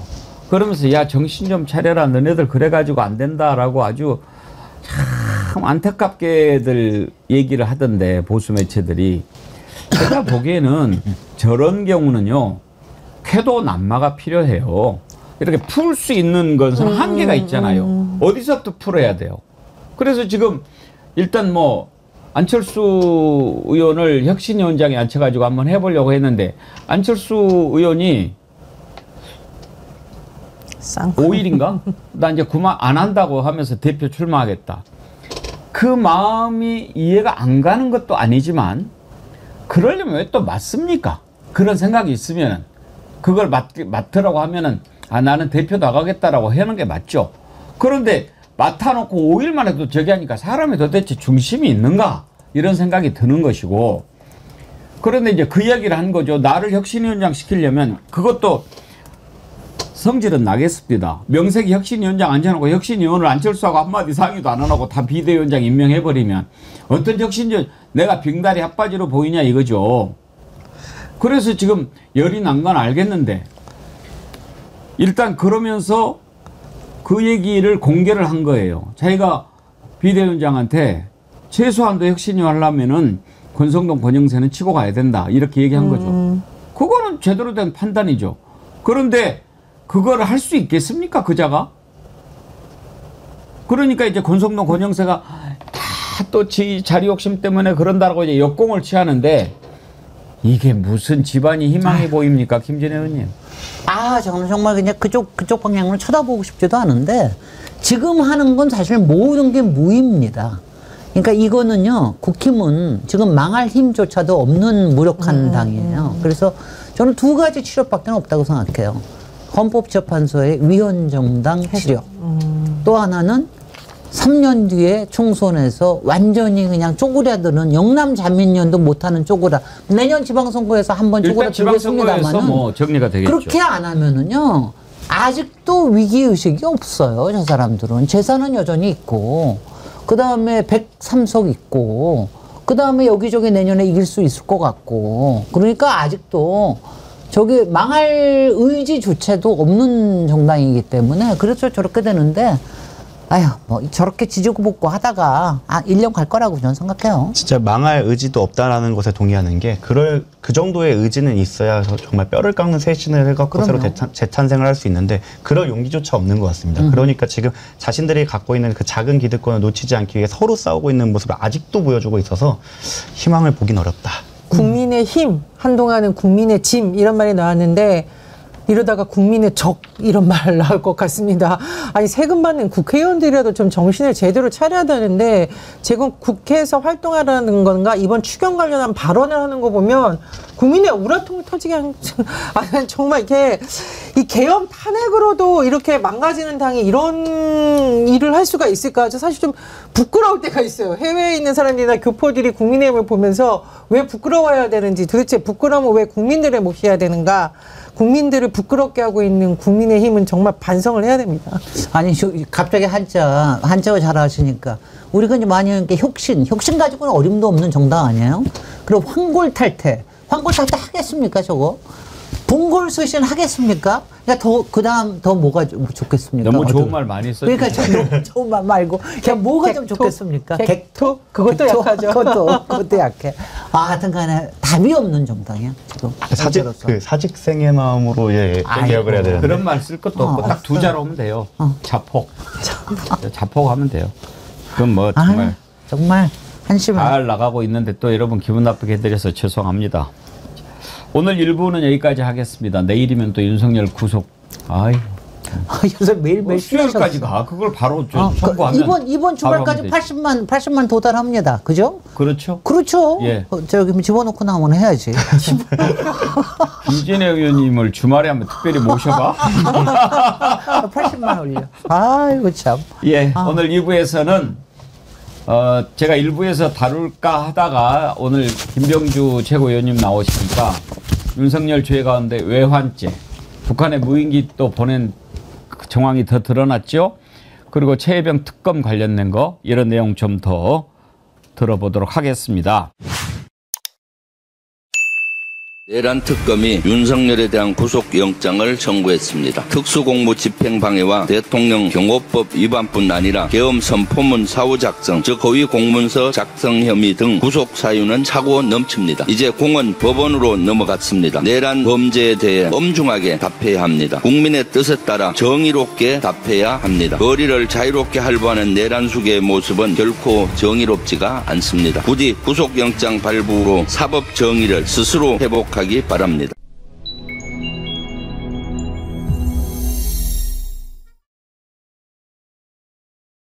예, 주불리 한번 특강 시작하겠습니다. 민주당의 김병주 최고위원님 어서 오십시오. 네, 안녕하세요. 예. 요즘 민생 관련 발언들을 많이 하시던데 네. 그거부터 먼저 할까요? 아니면 제가 궁금한 거 좀 외환죄라든지 이런 거 있는데 어떤 것부터 먼저 할까요? 궁금한 거부터 예. 이번에 이제 윤석열 구속영장 내일 이제 심사 들어가지 않습니까? 네. 그런데 특검에서 외환죄는 이번에 적용을 안 했어요. 그렇죠. 왜 그랬을까요? 아직 증거 확보라든가 수사가 아직은 좀 부족할 겁니다. 그럼 나중에 그걸로 추가 기소를 하는 거겠죠? 네, 제가 봤을 땐 추가로 할 걸로 보입니다. 최고위원님 보시기에 외환죄 적용될 게 수두룩하죠? 많죠. 네. 뭐가 있을까요? 실제 가장 중요한 것이 무인기를 평양에 보낸 예. 있었고요. 그다음에 실제 그 헬기를 NLL 가까이에 띄워서 도발을 유도했던 사건이라든가 또는 오물풍선 왔을 때 원점 타격을 예. 물론 행동으로 이루어지진 않았지만은 지시하고 뭐 이런 과정들 있잖아요. 그런 과정들도 이제 외환죄로 볼 수가 있죠. 그리고 또 9.19 군사합의 효력 정지를 하고 난 다음에 대북 학성기 이런 걸 틀고 했을 때 저쪽에서 민원들이 그 계엄을 보냈잖아요. 예. 그런 거에 대해서 민원이 많았는데도 불구하고 중지를 안 하고 계속 했지 않습니까? 그런 것들은 왜 그렇게 됐는지 뭐 여러 가지를 따져봐야 되는데 나머지는 증거가 많지는 않을 것 같고 가장 명확한 것이 무인기 평양 침투 사건이라고 보여집니다. 하여튼 이제 뭐 전쟁을 일으키거나 최소한도 도발을 유도해가지고 그걸 빌미 삼아서 계엄을 선포하고 이렇게 하려고 했던 것 같은데요. 이제 우리가 얼른 그렇게 하면 외환 유치 뭐 이렇게 떠오르는데 외환 유치죄가 근데 그 법조문을 보면 외국과 통모하여 이게 이제 조건이기 때문에 두 가지가 걸리더라고요. 하나는 외국, 북한을 우리가 외국으로 볼 수 있느냐. 헌법상으로는 아니잖아요. 통모는 북한하고 짜고 해야 되는데 그거 아니니까. 우리가 얼른 느낌상으로는 외환 유치인데 외환 유치는 아니고 이제 외환죄의 어떤 뭐 이적죄라든지 이런 거 이런 것이 이제 적용이 될 거예요. 네, 그렇죠. 근데 드론 무인기를 침투한 것 평양에서 그 공개한 게 하나 있는데 최근에 평양 인근에 또 추락한 게 하나 드러났더라고요. 네, 그렇죠. 예. 평양 인근에 또 하나 추락했다고 그러니까 계속 지금 도발을 한 거죠. 예, 그렇습니다. 그리고 11월 달에는 평양뿐만 아니라 남포 일대에 또 보냈다라고 지금 증언들이 나오고 있잖아요. 백령도에 있는 무인기 부대에서 남포 쪽으로도 보냈다라고 그쪽 부대원들의 증언을 방송에서 방송이 했었는데 남포면은 군사 기지가 많거든요. 예. 비행기장도 있고 여러 시설이 있는데 거기에 보냈다는 건 또 그 전쟁을 유발한다든가 그런 또는 국지전을 유발한다든가 그런 걸로 보여지는 거죠. 그 무인기를 보낸 곳은 드론 사령부일까요? 드론 사령부죠. 드론 사령부가 백령도에도 있고 예하 부대는 여러 군데 있는데 지금 증언들은 드론 사령부의 김용대 사령관이 지시해서 뭐 남포도 보냈다 뭐 이런 증언들이 나오고 있고 김용대는 또 위에서 지시를 받았을 거 아닙니까? 그러니까 그런 것들은 증거 확보가 쉽다고 봐요. 명확하고 보낸 사실도 있고 평양에서 반응도 했었고 그다음 무인기를 보내려면은 그 전단통을 설치하고 무인기엔 전단통이 없었거든요. 삐라 그러니까 전단을 평양에 내릴 때 그거를 어떻게 개조했는지, 누가 개조했는지, 또는 전단을 누가 디자인했는지, 어디에서 전단을 만들었는지, 또 왜 만들었는지 이런 것들을 다 따지면은 증거들이 저는 차고 넘칠 거라고 봅니다. 네. 그래가지고 드론 사령부에서 나중에 연말인가 26명인가 27명인가 집단으로 표창도 하고 모르게 그랬더라고요. 그러니까 11월 16일 경으로 방송에서 본 것 같은 11월 중순경에 이제 한 리스트를 얼찐 방송에 봤는데 한 20여 명 되더라고요. 대대적인 표창을 건의를 했고 실제 12월 달에 받은 걸로 방송에 나왔는데 근데 그 통상 표창을 상신하는 문서 건의하는 문서들은 다 공개예요. 이건 비밀이 아니기 때문에 어느 부대나 다 볼 수 있는데 그것을 비공개로 처리를 했다고 방송에서 봤거든요. 그것은 뒤가 뭔가 꿀리는 거죠. 그리고 무인기 침투 이런 거에 대한 입막음용도 되고 그렇게 하기 때문에 이런 것들은 수사를 통해서 명명백백히 밝혀야 된다라고 보여집니다. 네. 지금 11일인가 최혜병 특검이 그 윤석열 경로한 것과 관련해서 김태효를 소환했거든요. 그런데 김태효가 국가안보실 2차장을 하지 않았습니까? 그렇죠. 이렇게 무인기 몰래 보내고 침투시키고 도발 유도하고 김태효가 몰랐을까요? 저는 뭐 알았다라는 생각이 듭니다. 안보실은 대통령 직속 그 참모 조직이잖아요. 그렇기 때문에 대통령이 직접 뭐 이렇게 지시를 국방부라든가 하기는 어려울 거고요. 안보실을 통해서 했을 확률이 많기 때문에 안보실에 대한 이런 수사도 이루어져야 된다라고 보여집니다. 네. 그런데 왜 그동안에 다른 사람들 이름은 다 나오는데 김태효 이름이 많이 안 나왔을까요? 저는 그게 좀 궁금하던데요. 왜 그런가 하면은 제가 봤을 때 안보실 내에서는 인원이 소수잖아요. 많지 않고. 사실은 지금까지 나왔던 경우는 대부분이 제보에 의해서입니다. 근데 안보실 내에서는 제보할 인원이 없는 거죠. 그러다 보니까 지금 저희들이 뭐 수사를 하는 것도 아니잖아요. 그러니까 지금까지 밝혀졌던 경우는 제보를 통해서 그 국방이라든가 청문회 확인 작업을 하고 증인을 채택했는데 제보가 안 들어오니까 거기에 대한 어떤 의혹을 제기하기도 뭐하고 그러니까 증인 채택도 되지가 않고 그런 문제가 있다고 저는 보여지거든요. 그래서 지금 내란과 관련해서 외환죄든 내란죄든 사실은 내란죄 같은 경우는 12.3 내란 때 그 투입된 부대는 이미 CCTV나 증언도 있고 제보도 다 있잖아요. 그런데 이제 안보실이 어떻게 연루됐는지는 거기는 사실은 비서관 행정관들이 주도 있고 본인들이 관여됐는데 굳이 관여됐다면은 제보할 이유가 없지 않습니까? 인원도 많지도 않고 그러니까 제보가 안 와서 그렇다고 저는 보여집니다. 제보가 아무래도 부족한 곳이니까요. 거기는 나올 때가 좀 적죠, 소스가.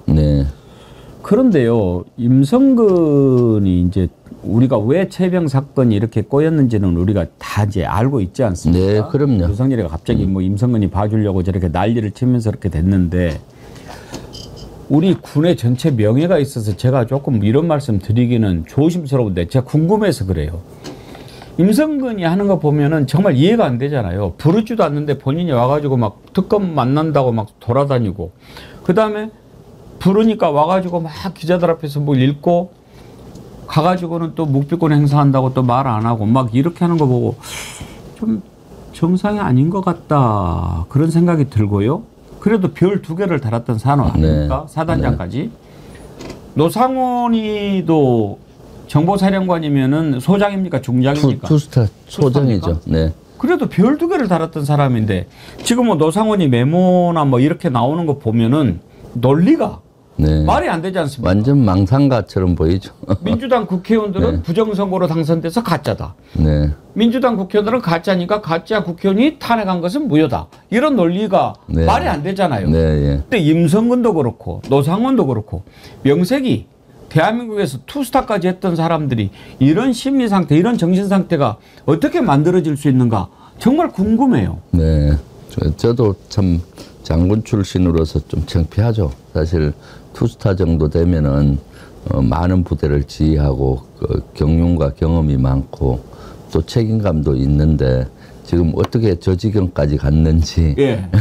참 의문이에요. 예. 예, 노상원 같은 경우는 제가 봤을 때 전역하고 본인이 불명예 전역을 했지 않습니까? 그러면서 뭐 사주, 팔자 뭐 이런 거에 빠지면서 명리학에 빠져서 아마 다른 쪽으로 이렇게 망상적인 것들이 많았던 것 같고요. 실제 그러다 보니까 여러 가지 지금도 망상을 하고 있다고 보여져요. 뭐 민주당의 3분의 1 민주당 의원들은 무효다.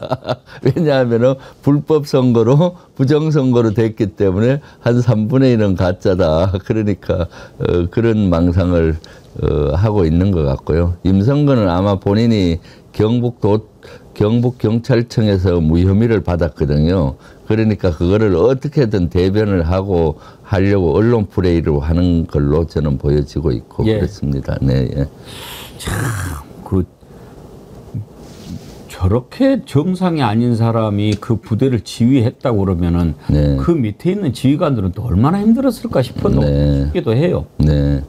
그러니까 사실은 어떤 일을 잘못했을 때 그때 시인을 하고 용서를 구하고 이렇게 하면 더 나쁜 길로 안 가는데 예. 그걸 자꾸 부인하면서 사실은 거짓말을 낳고 거짓말이 거짓말을 낳게 되는 거거든요. 더 큰 거짓말을 낳고. 지금 임성근 사단장의 경우는 그와 같은 경우가 아닌가 싶어요. 초기에 아예 자기가 책임지고 떳떳이 물러나고 사죄드리고 이렇게 했으면은 거기 합당한 처벌을 받으면 되잖아요. 그런데 그때 이제 어떻게든 면피하고 하려고 하다 보니까 계속 악수가 뜨이고 지금도 그런 악순환의 고리를 가고 있는 거죠. 네. 지금 이렇게 막 말도 안 되는 짓들을 하고 또 뭐 엉뚱한 소리 하고 그러는데 이게 다 윤석열이 뻔히 지금 돌아다니고 그러니까 더 그러는 거 아니겠습니까? 네, 그렇죠. 윤석열이 내일 구속되면 아마 엄청난 변화가 생길 것 같지 않습니까? 네,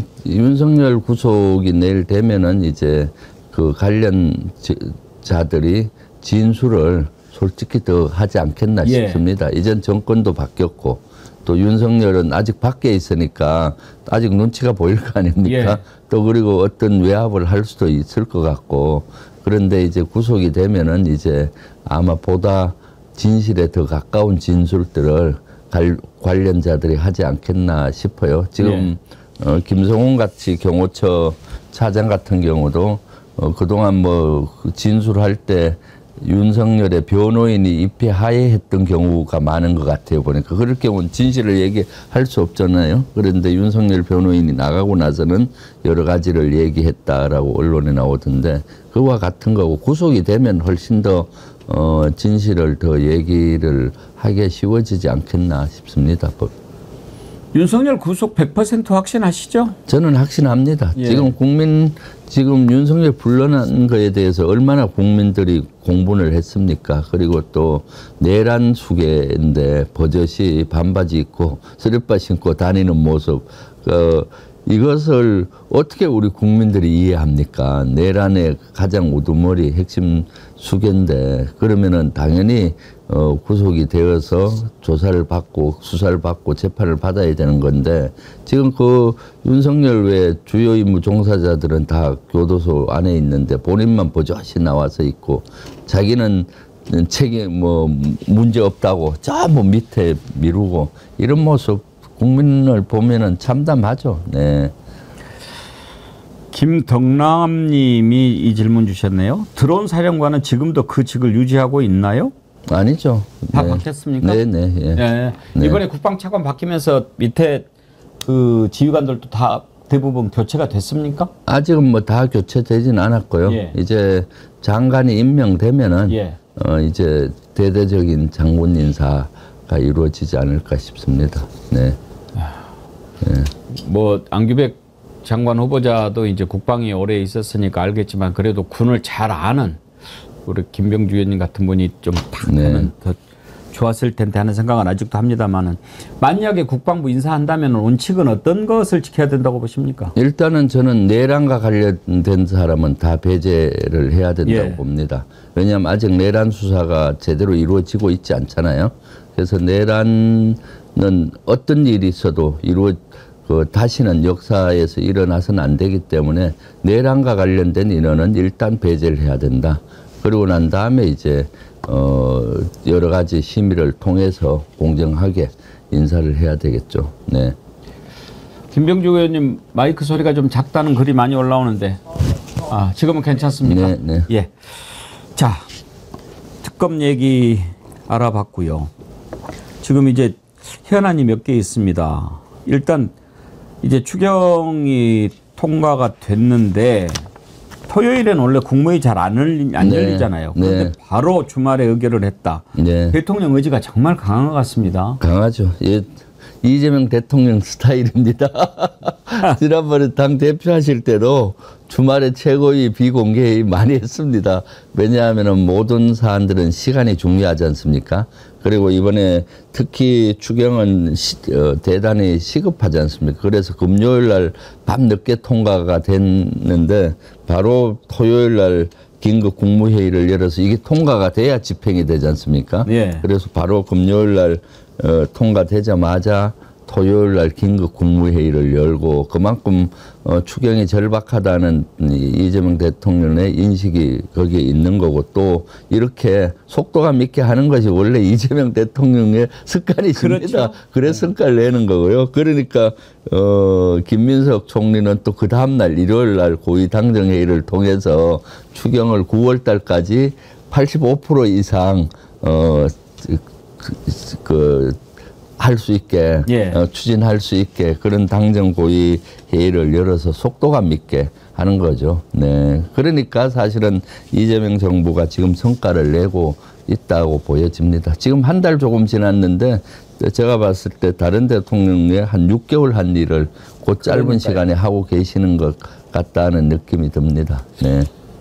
이 더운 여름에 쪽방촌에 계신 분들은 네. 에어컨은커녕 선풍기 하나 없이 지금 버티고 계신 분들이 많이 있지 않습니까? 그러니까요. 이런 분들한테 민생지원금 다만 얼마라도 정말 가뭄의 단비 같을 텐데 네. 국민의힘의 박수영 의원이 재산이 35억인가? 된다고 하는데 부산시면은 25만 원 필요 없다 이렇게 또 올려가지고 지금 그러니까요. 어떻게 그런 얘기를 할 수 있죠? 그러니까 그만큼 민심을 모르는 거죠. 사실은 개인당 25만 원 평균 이렇게 되지만은 온 가족이 하게 되면은 100만 원에서 한 200만 원 되잖아요. 4인 가족 기준이면은 그것은 지금 고통에 고통을 겪고 있는 서민들에게는 담비와 같은 것이고요. 또 그것은 쿠폰으로 나갔잖아요. 지방에 쓸 수 있는 그걸로 가게 되면 그것은 지역 화폐 개념으로 해서 지역에서만 쓰게 돼 있으니까 골목 상권들 있지 않습니까? 뭐 가게라든가 식당 이런 데가 이제 살아나는 겁니다. 그렇기 때문에 이런 취지에서 이루어지는 이 절박한 이런 것들인데 국민의힘 의원 같은 경우 25만 원 필요 없다.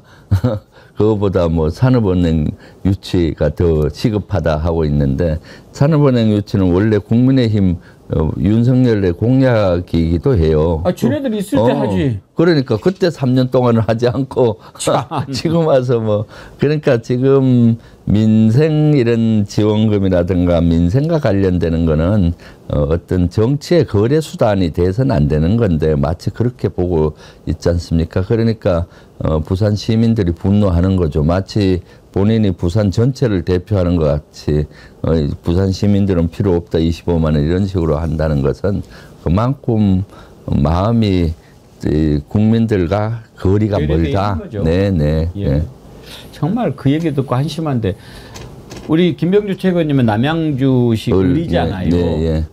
그쪽에 주민들이 이렇게 민생지원금 나오기로 하니까 기대를 갖는 분들이 꽤 많으시죠? 많이 기대하죠. 특히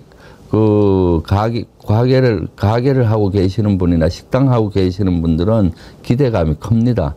지금 사실 12.3 내란으로 인해서 대단히 얼어붙어서 식당 같은 데 텅텅 비었었거든요. 근데 이제 이재명 정부 들어오면서 심리적으로 안정도 되고 주가가 3,000포인트까지 올라가면서 지금 좀 경기가 좀 나아졌습니다. 그래서 빨리 민생지원금이 좀 돼서 그 골목 상권을 살려줬으면 좋겠다라는 건데 이게 아주 시급하죠. 예. 네네.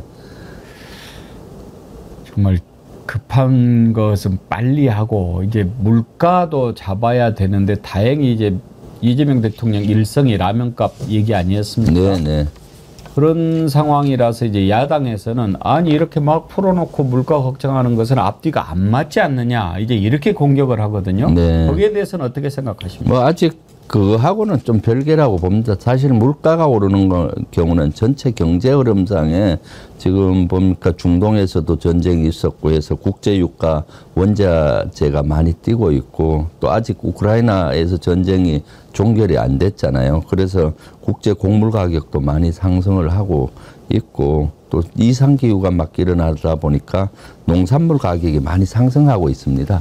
이런 원인 때문에 물가가 좀 오르고 하고 있거든요. 그래서 이제 지금 민생지원금 푼다고 물가가 막 오르고 그러지는 않습니다. 사실 민생지원금은 지역에서 식당, 가게 일부 제한을 줬어요. 그걸 쓸 수 있는. 그렇기 때문에 그거와는 전혀 별로 관계가 없는데 마치 돈을 풀어놓으면 물가 잡기 어렵다 이런 식으로 하는데 그것은 참 한심한 접근법이죠. 네네. 예. 부산이대인님, 박수영은 시민보다 지 욕심입니다. 자기 지역구에 국제금융단지 있거든요. 산업은행 오면 거기 갈 수밖에 없어서 그러는 겁니다. 아, 또 그런 게 있군요.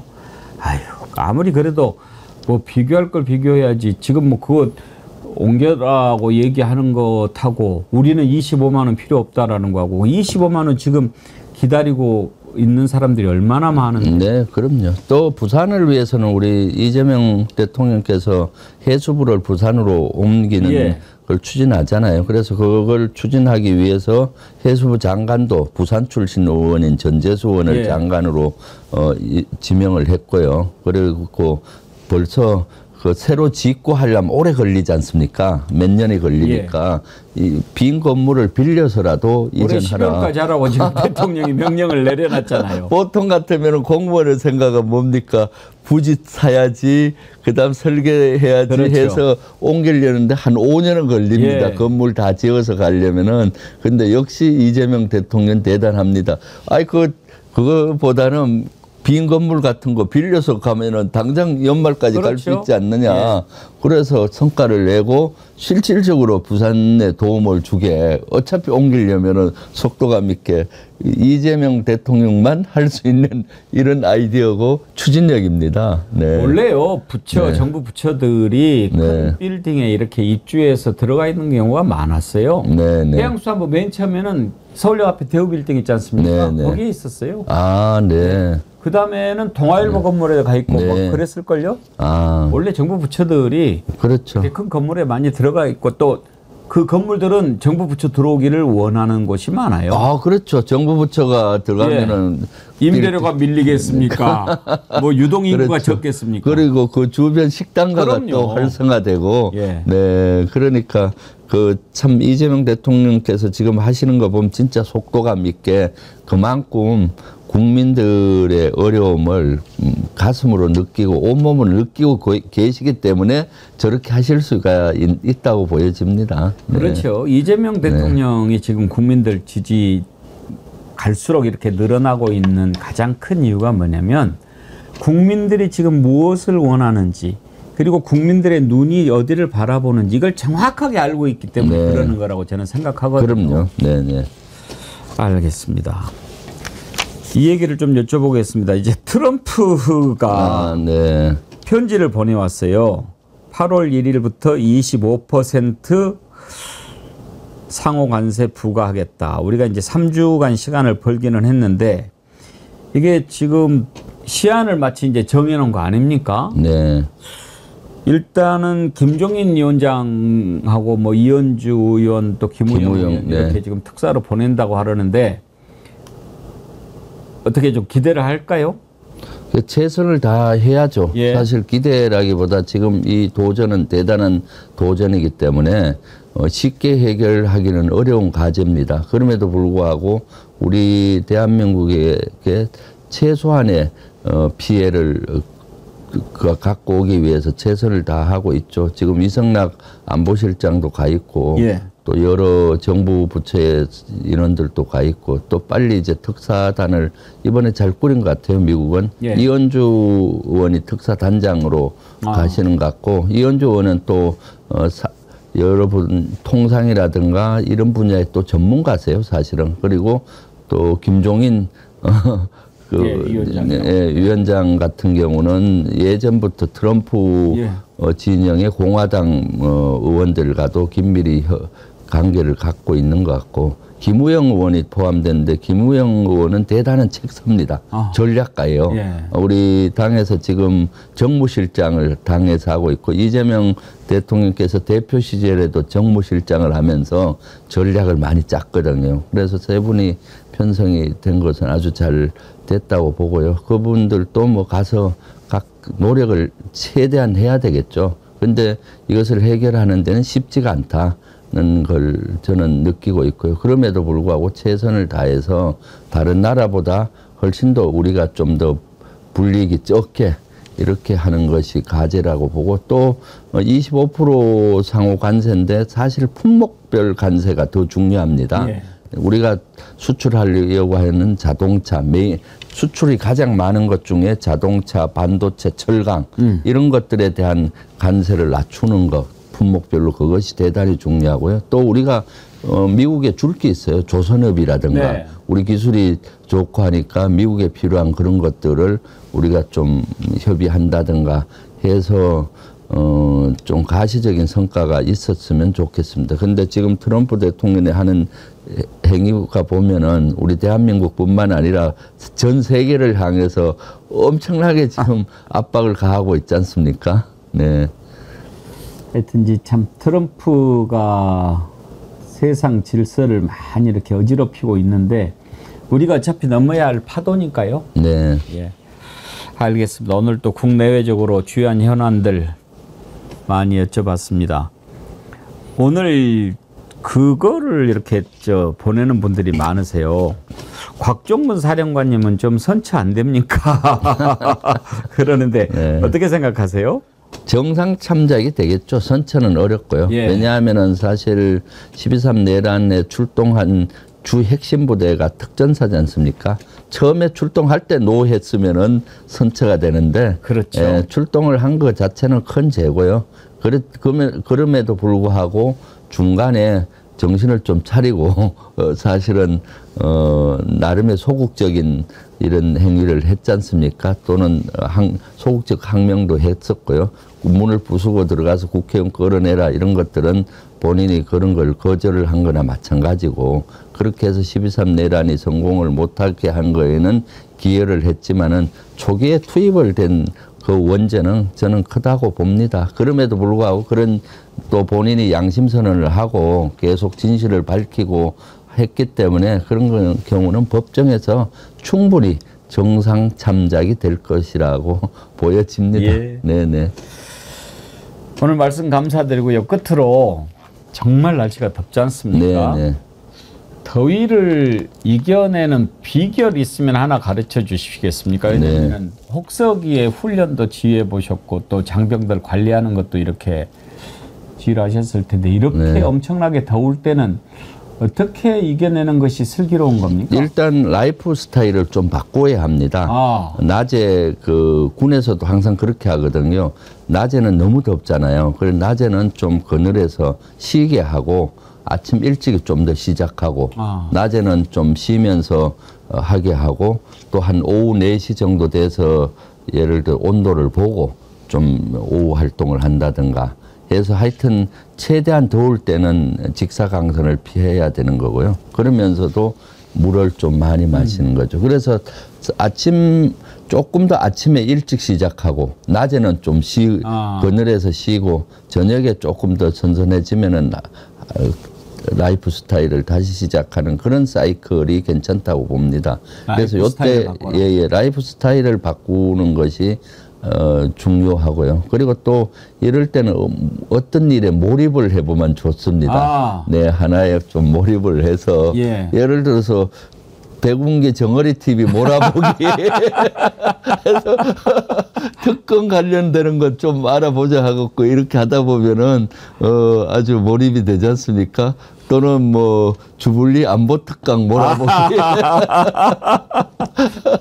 예. 그런 것처럼 예조 한 어떤 데 몰입을 하다 보면 낮에 더울 때 그런 데 좀 이렇게 보기도 하고요. 그래서 지금 어떻게든 직사광선을 피하는 것이 참 중요한데 지금 노동 현장이나 이런 데서 그렇지 못하는 분들도 많잖아요. 그러면 틈틈이 좀 쉬었다 하시고 충분히 물을 섭취하시고 소금이라든가 이런 것도 간간히 섭취를 하셔서 이걸 잘 극복했으면 좋겠습니다. 예, 정말 중요한 얘기 해주셨어요. 몰입이라고 그러셨는데 사실 우리가 이제 흔히 독서의 계절을 가을 이렇게 이야기하지 않습니까? 그런데 저는 정말 독서의 계절이 여름이라고 생각합니다. 아, 그렇죠. 예. 이 독서 계절이 따로 있겠습니까만 진짜 꼽는다면 가을은 그 좋은 날씨에 돌아다녀야죠. 햇빛도 많이 쐬고 바람도 느끼고 그렇게 안 하고 구석에서 책만 보고 있으면 자연에 대한 모독이죠. 그런데 이렇게 더울 때는 가만히 앉아가지고 책에 빠져 있는 거. 그렇죠. 이게 사실 최고 피서고 다른 생각 안 하고 몸을 안 움직여야 되니까 책 읽기에도 좋고 저는 독서를 또 권합니다. 저도 100% 동의합니다. 그래서 제가 여름에 읽을 수 있는 책을 2주 후에 출판 계획이 있습니다. 나옵니다. 12.3 내란 있잖아요. 민주주의를 지킨 손자병법. 이제 한 2주 있으면 출간이 되는데. 민주주의를 지킨 손자병법. 네, 민주주의 손자병법인데 사실은 제가 12.3 내란을 겪으면서 극복하는 과정에서 이재명 대통령 그 당시 대표님한테 손자병법이 이렇게 나옵니다. 그래서 이렇게 합시다 하고 계속 제가 손자병법과 전쟁사를 빗대서 계속 극복하는 방법을 말씀을 드렸더니 이재명 그 당시 대표께서도 전쟁의 원칙과 이거 사실 전쟁이었지 않습니까? 12.3 극복하는 과정이 그걸 아주 귀담아 들으시고 그래서 이거 의미가 있다. 그래서 12.3 내란 과정에서 저는 나름의 손자병법을 적용해서 이재명 대표님께도 건의드리고 저도 그 수칙을 그거를 기록을 해서 여름 이 무더위에 여름 휴가 때나 여름 때 읽을 수 있는 책으로 내자 해갖고 이거 잘하셨네요. 인쇄 중에 있습니다. 그러니까 손자병법의 이러이러한 계책을 이번에는 이렇게 적용하자. 이렇게 적용해서 해보니까 극복했고 또 이번에 이런 상황에서는 이렇게 극복했고 예를 들어서 이제 이건 약간의 이제 스포일이겠지만 무슨 지게 이런 게 나올 거 아닙니까? 한 가지만 소개를 해 주신다면 어떤 때는 어떤 지게를 쓰셨습니까? 예를 들면은 12.3 내란이 일어났을 때 다시 2차 계엄, 3차 계엄이 위기에 놓였지 않습니까? 그럴 때는 적장에 가장 핵심 부대 적장이 항복을 받으면 다 무너지거든요. 심리적으로. 그래서 그 원칙에 따라서 특전사령관을 가니까 그다음 그 특전사령관이 다시는 이런 일이 있을 때 안 하겠다. 다시 비상계엄이 일어난다고 했을 때 지시 안 따르겠다 얘기했잖아요. 그래서 국민이 안심했고 그렇게 되니까 수방사령관도 우리도 인터뷰해 주세요 해서 무너지기 시작을 하는 그런 것도 제가 이재명 대표님한테 이런 원칙에서 제가 방문하겠다. 그랬더니 이거 좋은 아이디어라고. 그러셨군요. 그렇게 보고하고 갔다 끝나자마자 또 보고 드리고 뭐 예를 들면 그런 것들이 다 제가 그냥 아이디어라기보다는 손자병법에 이런 것들을 가지고 하니까 더 신념 있고 행동으로 옮기기가 쉽습니다. 원리를 아니까. 기대가 됩니다. 2주 후에 출간된다고요? 출간되면은 가져오시고 우리 이제 아마 정어리원님들 가운데 그 책 보고 싶어하는 분들이 많으실 테니까 우리가 좀 사가지고 선물로도 좀 드리고 그렇게 하겠습니다. 아이고 감사합니다. 아이고 매일 새롭게님 여름에 읽는 책 민주주의를 지키는 손자병법 기대됩니다 그러셨는데 저도 기대해 보겠습니다. 오늘 고맙습니다. 감사합니다.